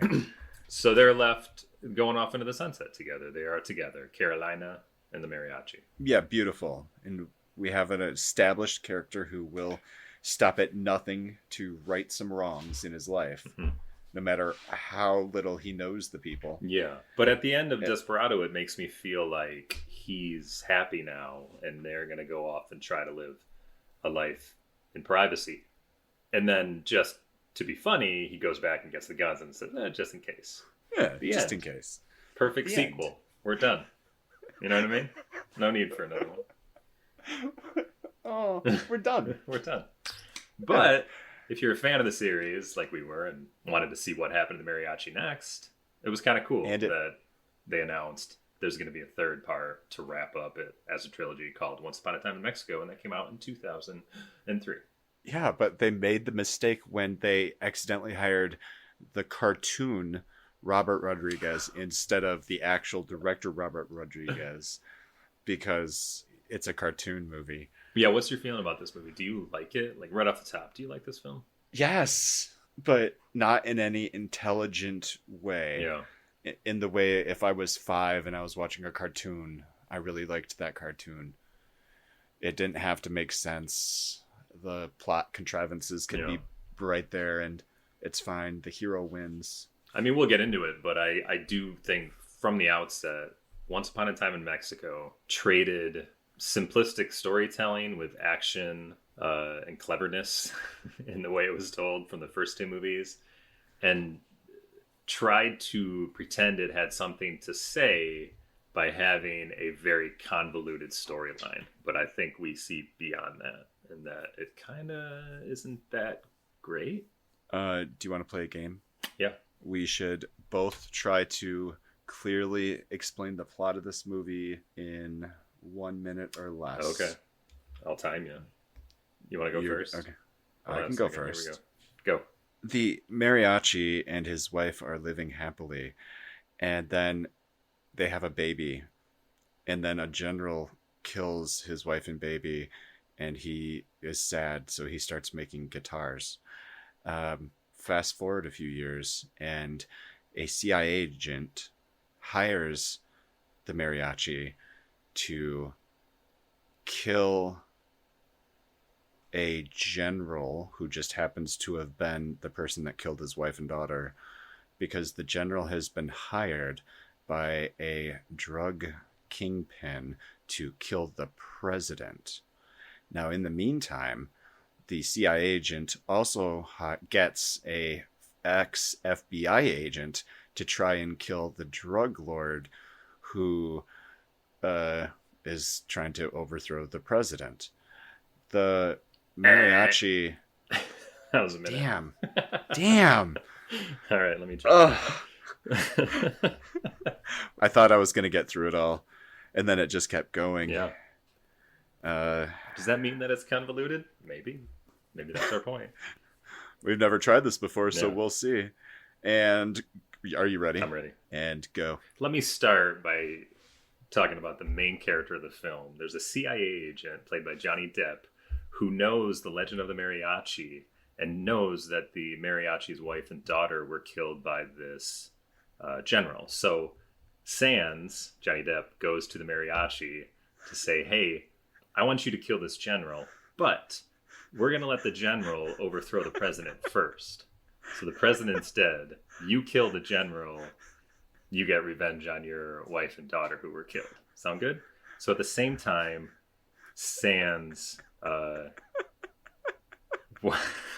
losing it. Why are you laughing? I can't concentrate. You're laughing so hard. Sorry. It's the corona. Yeah. But the drug lord is the one who hires the general to kill the president. So the drug lord's involved. So then Sands goes to this former FBI agent that the drug lord had killed his partner. And he wants... see? It's convoluted. Oh. All right. Well, that was fun. So this movie, I really am bothered that he didn't try to get revenge for the killing of his wife, the actual person that he loves, and a freaking child. This guy is a crazy weirdo about just loving some woman he met a week ago, and he's not gonna do 10 times worse for his child. Yeah. Yeah. There's so much to unwrap in this film. That's the problem, because you're right. My first thought was he killed the person who killed his first love right in front of him. So he killed the guy that killed her, took revenge on that. And not only that, but then in Desperado, he apparently goes after the big guy. Like, your underling killed my woman. Now I'm going to kill the boss too. And then he's done after that because he found love. Makes sense to me. But if his new love and daughter, of all people, get killed, wouldn't he then go after that general? Why didn't he? Was it explained why he didn't? It was never explained I didn't think why so. he didn't. Yeah. But that's where we start. That's where we start. Like, He's just living in the city and they're making guitars. And I don't know if he makes guitars, but the guitar maker hands him one, like, try it out, you know? It's just kind of a nice little open to the movie, I think. I think he was making it. Yeah. And we see that his hands are kind of healed. Yeah, he's doing better now. Maybe that's it. it's Maybe it didn't matter. Maybe he's just like, yeah, my wife and daughter are dead, but I can play guitar again. So, you know what? I have my first love, so I'm doing okay. You know, the way that we clearly, Robert Rodriguez shows masculinity in these first few movies, you could believe it. Yeah, that's disturbing, but... So, yeah, then we meet Sands, who's Johnny Depp. And he's basically the plot driver in this whole movie. He's the one that sets up everything, right? He's the one that contacts the mariachi to say, I need you to kill this general that was hired by this drug lord to take over the president. Or to coup on the presidency. Yep, he is basically pulling the strings, but do we know why? Well, I think I do like how he says he equates it to his meal, and that it's so good he's going to go back and kill the chef because I need to keep the balance in this country. So that's what he says. As the CIA in Mexico, he's the one that keeps the balance in the country. And there's unrest with the president, so he's going to let the president get killed but not let the general be installed as the new president. So he wants the mariachi to then kill the general after the general kills the president. I don't know who would be president after that, but apparently that in Sand's mind keeps the balance. That's where we're at. And the USA is trying to kill a good Mexican president because the USA wants to keep Mexico down. But is he even working for the CIA or for the government, or is he just working for himself? Thank you. Yeah. You actively doubt throughout the entire movie that he is actually in the CIA. Right. He does call, he talks to somebody on the phone, but I don't know who that is necessarily. Like, it seems like it's a counterpart or a superior, but I don't know. I actually think I would have liked it more if he had solidified that and you would have actually seen another CIA agent to confirm that he actually was a government agent. Now, they couldn't have made him a former agent just because you already had, well, I guess they could have in this movie because he didn't care how convoluted it was, but you already had the former FBI agent, Ramirez, so it would have been weird if... But I'm just saying that could have been a nice twist, actually, when you find out that Sands was actually let go from the CIA like years ago or something, you know? But he's just this one-man mission to keep the balance of Mexico. Because I don't know, because he was stationed there before or something. But that doesn't happen. Yep, so he hires him. Yeah. So he hires Mariachi, but then he also is playing another side. He starts stalking a former FBI agent who seems to be stalking a drug dealer. And he gets the FBI agent to stalk the drug dealer more. Yeah, because, well, the mariachi, or the general kills the president. The mariachi kills the general. The FBI agent, the former FBI agent, who was Ramirez, would then kill the drug lord who hired the general in the first place. Because the Barillo, who is played by Willem Dafoe, we'll get into that in a moment, killed, or had the FBI's partner killed. So the mariachi should have revenge on the general because he has a personal connection, and the Ramirez, the FBI agent, has a personal connection to the drug lord. So that's why Sands gets both of them involved. Wow, that's actually a really good plan. Do I like this movie now? So it gets a little more convoluted, but if they left it at that, I might tell you, okay, it's not as confusing as it sounds. But he also gets a Hadras, who's an AFN firearm person, right? Like drugs and alcohol or something, or she's another agent of some sort. No, she was a fake one. She's not a fake one. She's a real one. She was in the meeting. She was actually in the place trying to get assigned to this thing, but it was a very brief scene where it was just like she wasn't respected because she was a woman, basically. Do you remember that? She's Willem Dafoe's daughter. But it's like, did you see The Departed, the Scorsese film with DiCaprio and Matt Damon? No, I don't really like DiCaprio. Oh my god. So Damon, spoiler alert, DiCaprio is a real FBI agent who is pretending to be a gang member to infiltrate Jack Nicholson's gang. Matt Damon is a real Boston State Police officer who's he's a real officer, went through the whole program, is a real officer, but he's also like Jack Nicholson's son in a way. He went into service in order to help keep his gang boss leader out of prison. Oh, so nice. That's how that works. That's how that whole movie works. So she is the drug lord's daughter, but she is also an agent, which helps the drug lord out in a way. You know what I mean? That's the deal. But that's the twist that you find out that she's his daughter. But she actually is an agent. Let me just throw that out there. So anyways, he gets the mariachi involved. He gets the FBI agent involved. He gets the AFN agent involved. Like, this is where it gets fucking confusing, you know? And then you gotta, tie it all together. And that's where it's just a mess, you know? And then he also has the president's assistant involved. Oh my god, that's right, yeah. So you're right. So there may be a plan for who would take over the presidency. But I don't know if that's necessarily that guy or... But he's the one that would then handle who's the new president, I guess, right? So why is the president's assistant involved with the CIA agent who's trying to still have the president die? I guess because maybe he'll be the president?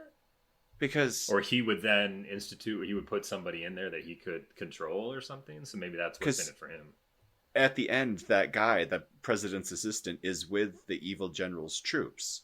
Like, Yeah. he's with the general. It's a mess. I don't know, man. It's a mess. And then there's also Mickey Rourke. Remember Mickey Rourke? He's in the film too.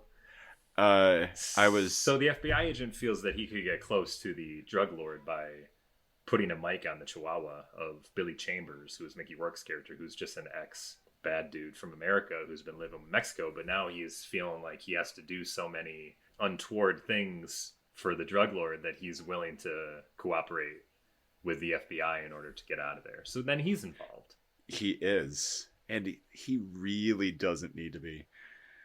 But in some great reviews I've seen on this, I think from Roger Ebert from way back in the day, it was something along the lines of Mickey Rourke doesn't have enough to do. Right. It's time to rehab him for lead man roles Yeah. already. Which is never gonna happen. No. It's Mickey Rourke. But it was more possible in 2003. And then he did The Wrestler, which was an excellent film. So he did have a little bit of and he was good in the Sin City movie, I mean. But anybody could have played that role, I guess, like, as long as he was heavily make-upped, you know what I mean? So it was hard to tell it was really him. Who is the woman in The Wrestler? Marissa Tomei? The Darren Aronofsky. He had to direct. I heard this from someplace else, probably a different podcast, but he had to direct them completely not in the same rooms. Like, Yeah. because they absolutely just hated each other. Like, the woman hated Mickey Rourke. That doesn't surprise me. And so every scene is like a body double, except for like one where they were supposed to kiss, and I don't even know if they did. Well, that's the thing. Unfortunately, in order to be a great actor, you got to be a fucking egotistical asshole. You know what I mean? And I tell you what, man, I don't know if you watched a lot of Mickey Rourke, but Mickey Rourke in the 80s, and I think most people would agree, was amazing. I mean, he made so many good films. And if you haven't seen them, but they're not super popular, that's the thing. But damn, was he good. I mean, he was so good that you have no idea that Mickey Rourke today is that guy. Like, what the fuck happened to that guy? I think he Can started. you give me an example? He was in The Pope of Greenwich Village with Eric Roberts, another actor who you wouldn't expect to be great, because Eric Roberts is, Julia Roberts' brother. He's always hired out for small, he's in every small role thing here and there, every cheap B movie. Yet he does get hired to pop up in big things, like he was in The Dark Knight. You know what I mean? But he was amazing in The Pope of Greenwich Village. I think that's what it's called. So he's great in that. He was great in the movie Angel Heart with Robert De Niro, where he plays the detective in Louisiana. You don't have to tell me any more. I'm looking at pictures of young Mickey Rourke. Oh, he's beautiful. And He I was want to amazing. bang young He Mickey was Rourke. adorably handsome. I can't say enough about how great in every way Mickey Rourke was in the 80s, and that's why he's like Michael Jackson. He just had this change that nobody understands, and they all wish they could get back to the old Mickey Rourke. You know what I mean?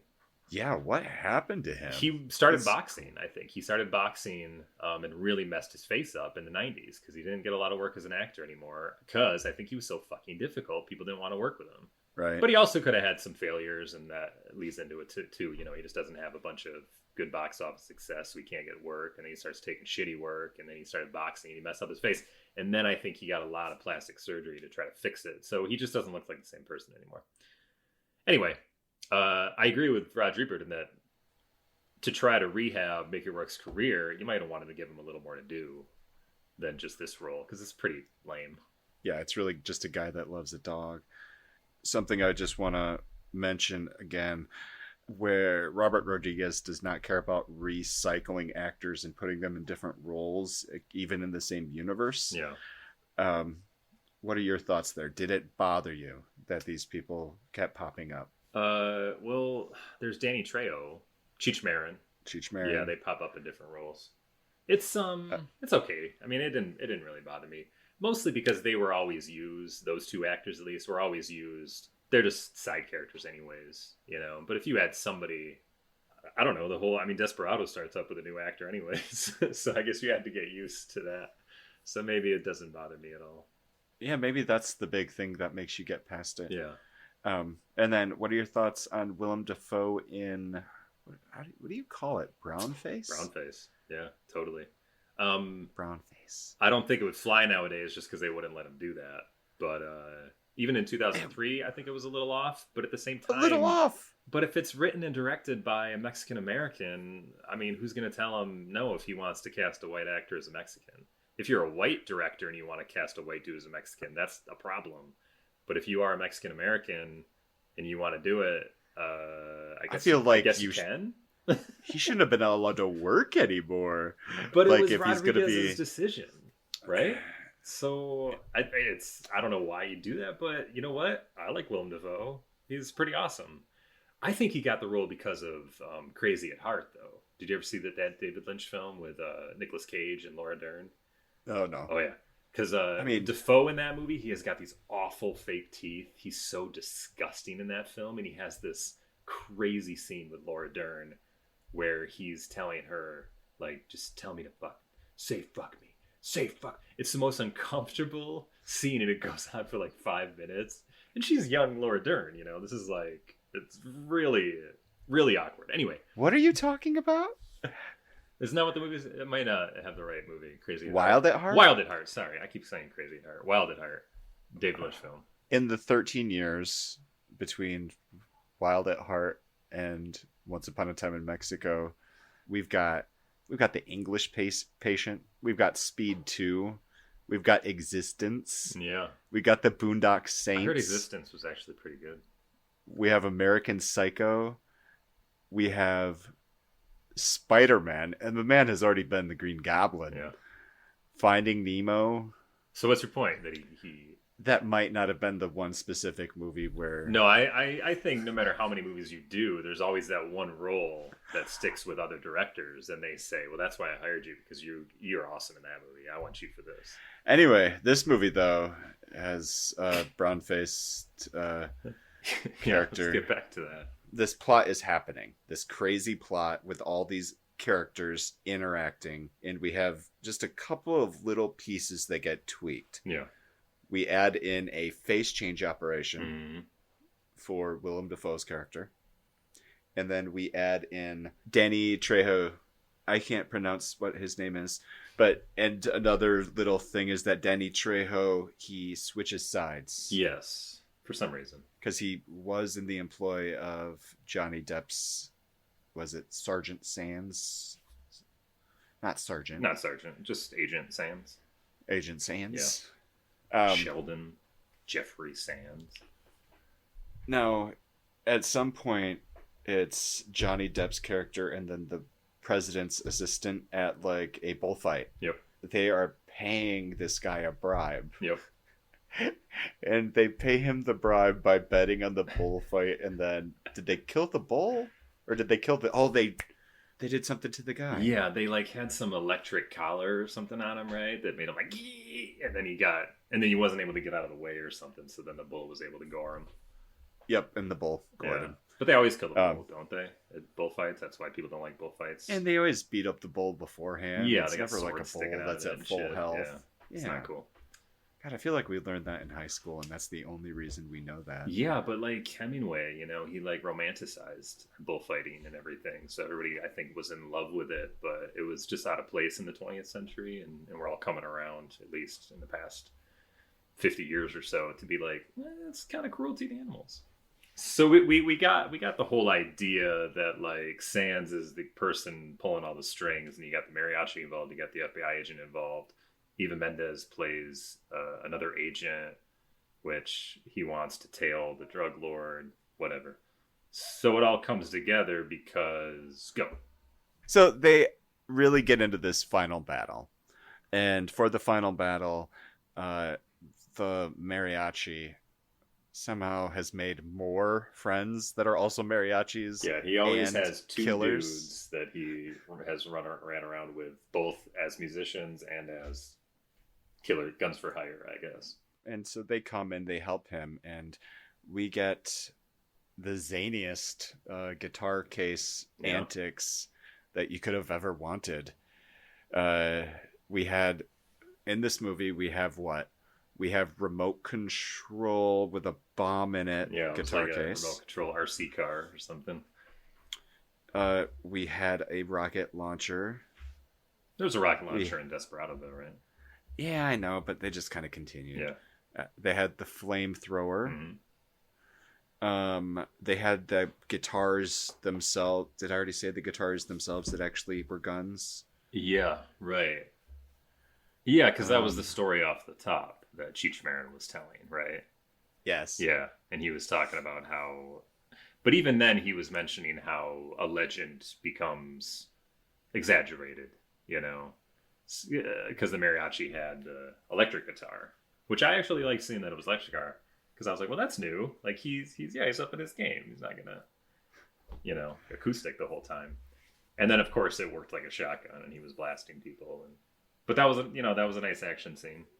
So anyway. Yeah, so his friends somehow come and help him. Yep. But they're also there to play a show too, for the president. So that's cool. So they are back in business of being a mariachi. that was just a cover, though. Yeah, I know, but still, It's not like it would've happened Banderas either can play way. again. So I was happy for him in that respect. It's true. Yeah, he did recover his soul. So their job, they are not going to do the CIA plan. Yeah, because they find he's- out that the president. They realize he's a nice guy. They realize it's a good president and that it's America trying to bring Mexico down. And so they decide to defend the president. Mm-hmm.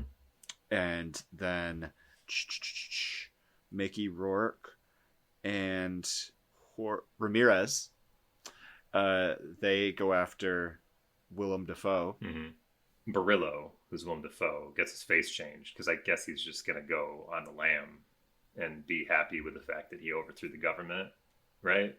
But like he was Right. the puppet master that overthrew the government, and he was just gonna leave, but he couldn't get out of there in time before the FBI agent Billy Chambers confronted him. But Mickey Rourke's character dies, and then the FBI agent kills Barillo, right? Yes, but before they kill Barillo, Eva Mendes. Even My God, this plot is so good. yeah, they Eva- kidnap Sands, or they Yeah, they kidnap Johnny Depp. yeah, because he they- realized that his plan is compromised. And they pluck out his eyes. Yeah, and why? Because Why they would were they gonna, just kill him? because of the plot, and they just wanted to be mean. Yeah, they're just. I guess that makes them just Bad sycophants or villains. whatever. It just makes them villainous more than just gangsters. That they just do something to be cruel. So I guess I'll go with that. But him getting his eyes popped out and then having to use this young boy to help him know where to shoot. That's pure just. I don't know. That just. He had superpowers. Yeah, just for the action aspects, they thought it looked cool, but And it has it nothing did. to do with anything really. But yeah, it was ridiculous. And it did look so- cool, and it was, of course, the iconic imagery for the poster, and everything you knew about this movie is Johnny Depp with blood in his face, wearing sunglasses and shooting. I guess. It reminded me of The Crow. Yes, right. Yeah, it was kind of that face paint in a way. But yeah, he takes on Eva Mendes, and with his superpowers, he's able to take her down. He basically becomes Daredevil in those moments. His other senses Yeah. are heightened. It's true. Yep, and It's he's true. able to kill her. So he survives, although I don't know for how much longer, but he's still alive. I mean, the bleeding seemed like it was under control. Yeah, I guess. Uh, So everybody gets killed. The FBI agent goes off to know that his partner's been avenged. yeah. The mariachis all survive, and they actually take the money that was intended for the general. It was his payment to overthrow the president. So the president leaves with the mariachis. Yeah, Enrique and Enrique Marco. Iglesias, of all people. Enrique yeah. Iglesias. But he's good in it. I like him. He's cute, so he works. Oh yeah, he was really good. And I like the other guy that he was playing just a drunk. He was fun. It was a different way of doing the mariachis. They kept their portion of the money, and then the mariachi, he gives his money to his hometown. I guess. Yeah, I guess. Just shows him with the money flying around in a street and Yes. kids taking it. I think it was one of the internet sites that said it was his hometown. And he walks away in the sunset with the Wearing Mexican flag, Wearing the sash. Mexican flag. which is nice. Can you- I thought that was cool. Yeah, that was cool, but can you imagine Hitchhiker? Yeah. A hitchhiker in 2003 walking down the street and he's wearing a sash with the American flag on it. Do you pick up a man wearing an American flag? I don't think he's looking for a ride. He's not a hitchhiker. He just happens to be walking the road. He doesn't know where he's going to end up. So he's not, That's he's not fair. thumbing. All right. So that's basically the movie. If anyone was able to follow that, I don't know. But that's basically the film where This everybody might be gets, our worst episode. everybody gets hired by one dude to overthrow Mexico. And it all turns out okay because the mariachi is there to right the wrong. And so here's my thought is that the first movie is about mistaken identity. The second movie is about revenge. And this movie is about the mariachi realizing it's bigger than him. It's about his country. This is what he does. In the third movie, he fights for Mexico. So that's what these movies are about. And that's okay with me. I like that. But it just had a very convoluted plot. And what I wanted to get back to is that we kind of, in our best way, explain the movie. But at the same time, we left out so many things like Salma Hayek's character, Carolina. What do you think about her in the film? And what Rodriguez decided to do with her character? In a way, she doesn't count, and in a way, she counts. Yeah. Because they turned her into a proper female superhero, and she would have, those two in action, the way they were presented in those flashbacks, would have been 10 times better of a movie than this. Absolutely. Yeah. I just, when I was thinking of, when I knew we were going to do this film, I was thinking after watching it of like, well, this is the way the movie should have went. And I'll just try to sum it up, but I'm thinking like, okay, I like the president. I like the Mexico. I like that it's about Mexico and he has to save the country. I'm cool with that. That's great. But I think they shouldn't have killed her. They should have been the present. Like Carolina and the mariachi should have been the team that gets hired to kill the general after he overthrows the president. Like all that can happen, but they could have left out the FBI agent. We don't need him. They could have left out Eva Mendes. We don't need her. They could have left out Mickey Rourke. We don't need that character. They could have left out Danny Trejo. We don't even need him. It could have all been about him fighting for Mexico alongside his woman, who was just as mariachi-ish. And then they realize the president is a good person, and then they fight for him, and they save the country. Like, that should have been the movie, I think. Oh yeah, easy adjustment. Are you ready? Because you already kind of did it, and your pitch is almost perfect. Sorry, go ahead. Johnny Depp walks into their beautiful country home, says, "I have your daughter. You guys have to do this, There you go. or she dead." And then he walks his ass out. And I boom. like that even better. I didn't even think about that portion. That gives them a reason to do it against their will, and I like that. And then even after they save the daughter halfway through, they keep on with the mission. So For Mexico! exactly. So do we keep the drug lord thing? I mean, does Willem Dafoe have any place in here? I guess he does. I still think it's okay that he was the puppet master behind the general overthrowing. So I think that could work, but you may have to recast him. We might have to recast him. Yeah. But I do think that would have been a better film. I think he should have kept it simple. That's all. Yeah, there's such a good movie in here somewhere. And I think that's the story over and over with a lot of his movies after this. Like, just jam-packed with nonsense. So jam-packed with nonsense that they can make spin-offs like Machete and Machete Kills from Spy Kids. Yeah. Like, Style over substance. You know, it's that problem. and he's doing it again. They recast Shark Boy for the new Shark Boy and Lava Girl movie. Yeah. Because I think it was like Taylor Lautner before. I have no idea. I don't know. Some young man. That was in it. because they all grew up and they don't look like they're not kids anymore, so you had to get different Spy Kids. I guess that might have made sense. But also, like Alita, this movie feels like Empire Strikes Back. Mm-hmm. And it's kind of that same feeling of it's overflowing with characters and scenery and storylines Yeah.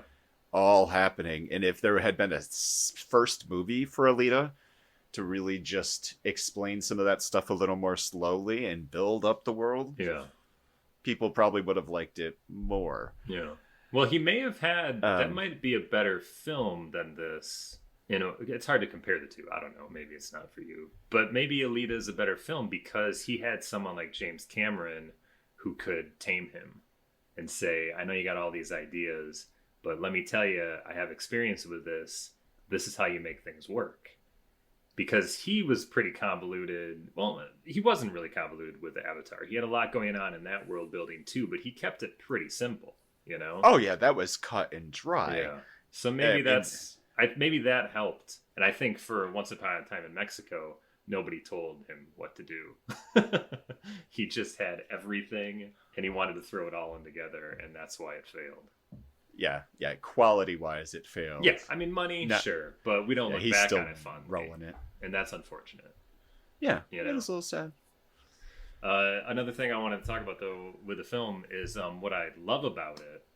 And I think about this often for some reason, because I think it actually has an amazing ending. It has a really memorable ending to me, and it's very bittersweet. And this only works because Salma Hayek is dead, and that you only see her in flashbacks, and that he lost this woman he loved. And that at the very end, if you remember, he's thinking about her, and she asks, what do you want in life? And he says, to be free. And she says, simple. And he says, no. And that's it. You know, it's this very heart-wrenching moment where she's already gone, you know? And it's kind of sums up his life as a mariachi, where he just wants to be free and he can't be. There's always somebody trying to kill his good time, basically. So I really like that, and I always like that part of it. And that was really the only part of the movie I remembered before watching it again. It was the most memorable part to me. Yeah, that didn't have the same meaning for me. What really struck out for me at the end of the movie was that not only did this bad general kill his wife and child Yeah. and did nothing about it, Yeah. the guy also took a necklace off of his wife's dead body and was still wearing it to that day. Right. Well, he loved her. But I don't know where that relationship came in. At what point was she with the general? Was it before Desperado? Did they have a break after Desperado and she hooked up with the general for a while and then got back with the mariachi? I don't really understand. Yeah, he did go off to, be a street racer for a while or whatever Han Solo did in between their loving relationship and him running out on so them. that was another thing. There's more to this. There's so much more to this. Okay, the other thing that bothered me is that from what I've been reading about the inception of this film for Rodriguez, is that it was never a passion project for him, and he just threw it together because he was more excited about shooting the new Spy Kids 2 with digital technology that Lucas has just showed him. But he didn't have time to do it because there was going to be a writer's strike. So he was like, well, I really want to work hard on that one, and I don't want to half-ass it, so I can't do that before the strike. But I can whip up a sequel to Desperado in 6 days if you want to just shoot that fucking fast on digital. That'll be cool. And they were like, sure, it's $29 million. And he literally wrote it in like a weekend, and they let him make it. But that pissed me off. I was like, I think this movie, no offense, I didn't see Spy Kids, but I just feel like this is a little more cooler and adult than fucking Spy Kids. But you were so excited about Spy Kids that you half-assed this movie? It's really where he went after this. His legacy is making I don't think his legacy are the movies that we're talking about. And I think the only reason we think of him like we do is because of our childhood 10 years later, and he's a family director. Like, he is ensconced in family movies pretty much nonstop. I love that word. I don't know if that's a word or even the right usage, but we're gonna go I doubt it is. Me no smart. It bothered me when I was not a family man, because I just think everybody should be cool all the time. Like, it bothered me when I found out, like, rock stars had kids, and I was like, what? You're not supposed to be tied down, but now I obviously don't give a shit. People grow up, they want to do that. I think it's a testament to him as a filmmaker that he can make any kind of film he wants. I think that's cool, and he's definitely had some success with it. But if he's just making kids shit after that because it's successful, that kind of bothers me. And that's a little bit like Tim Burton. Like, he made successful Disney movies, so it kind of feels like that's all he's doing now, Well, that's too easy. Why don't you try to go back to the hard stuff, Fail sometimes. My opinion on him is that he might be great because Alita Battle Angel was amazing. Okay. Yeah. What else can we talk about with this movie? Anything else? Oh, yeah, I have one more thing. Johnny Depp. I thought this came out before Pirates of the Caribbean, but Pirates of the Caribbean apparently came out in the summer, and this was like late summer. But I do think this was the point where Depp had overstayed his welcome as far as playing these kind of characters. So I think it was a good thing he could then rely on Jack Sparrow, because that fit where he was going. Because it kind of took him out of his modern craziness. It took him and put him in the pirate world. So I think that worked, for a couple years after that. But yeah, this one is where he's too Deppish. And I think we all got tired of it afterwards. Because he was so good. I mean, he was beloved. Like, he could do no wrong in the 90s, and Sleepy Hollow was great. And then there might have been a movie or two after that where he was, Deppish, and people thought it was, outside the norm, and they loved him. And then he did this, and it was just like, oh, God, this is just too much. All right, so I think that wraps us up for our episode on the... What are these? What's the trilogy again? Mexico trilogy is what the Mexico they're commonly trilogy. referred to as. Desperado, and then Once Upon a Time in Hollywood, or Once Upon a Time in Mexico.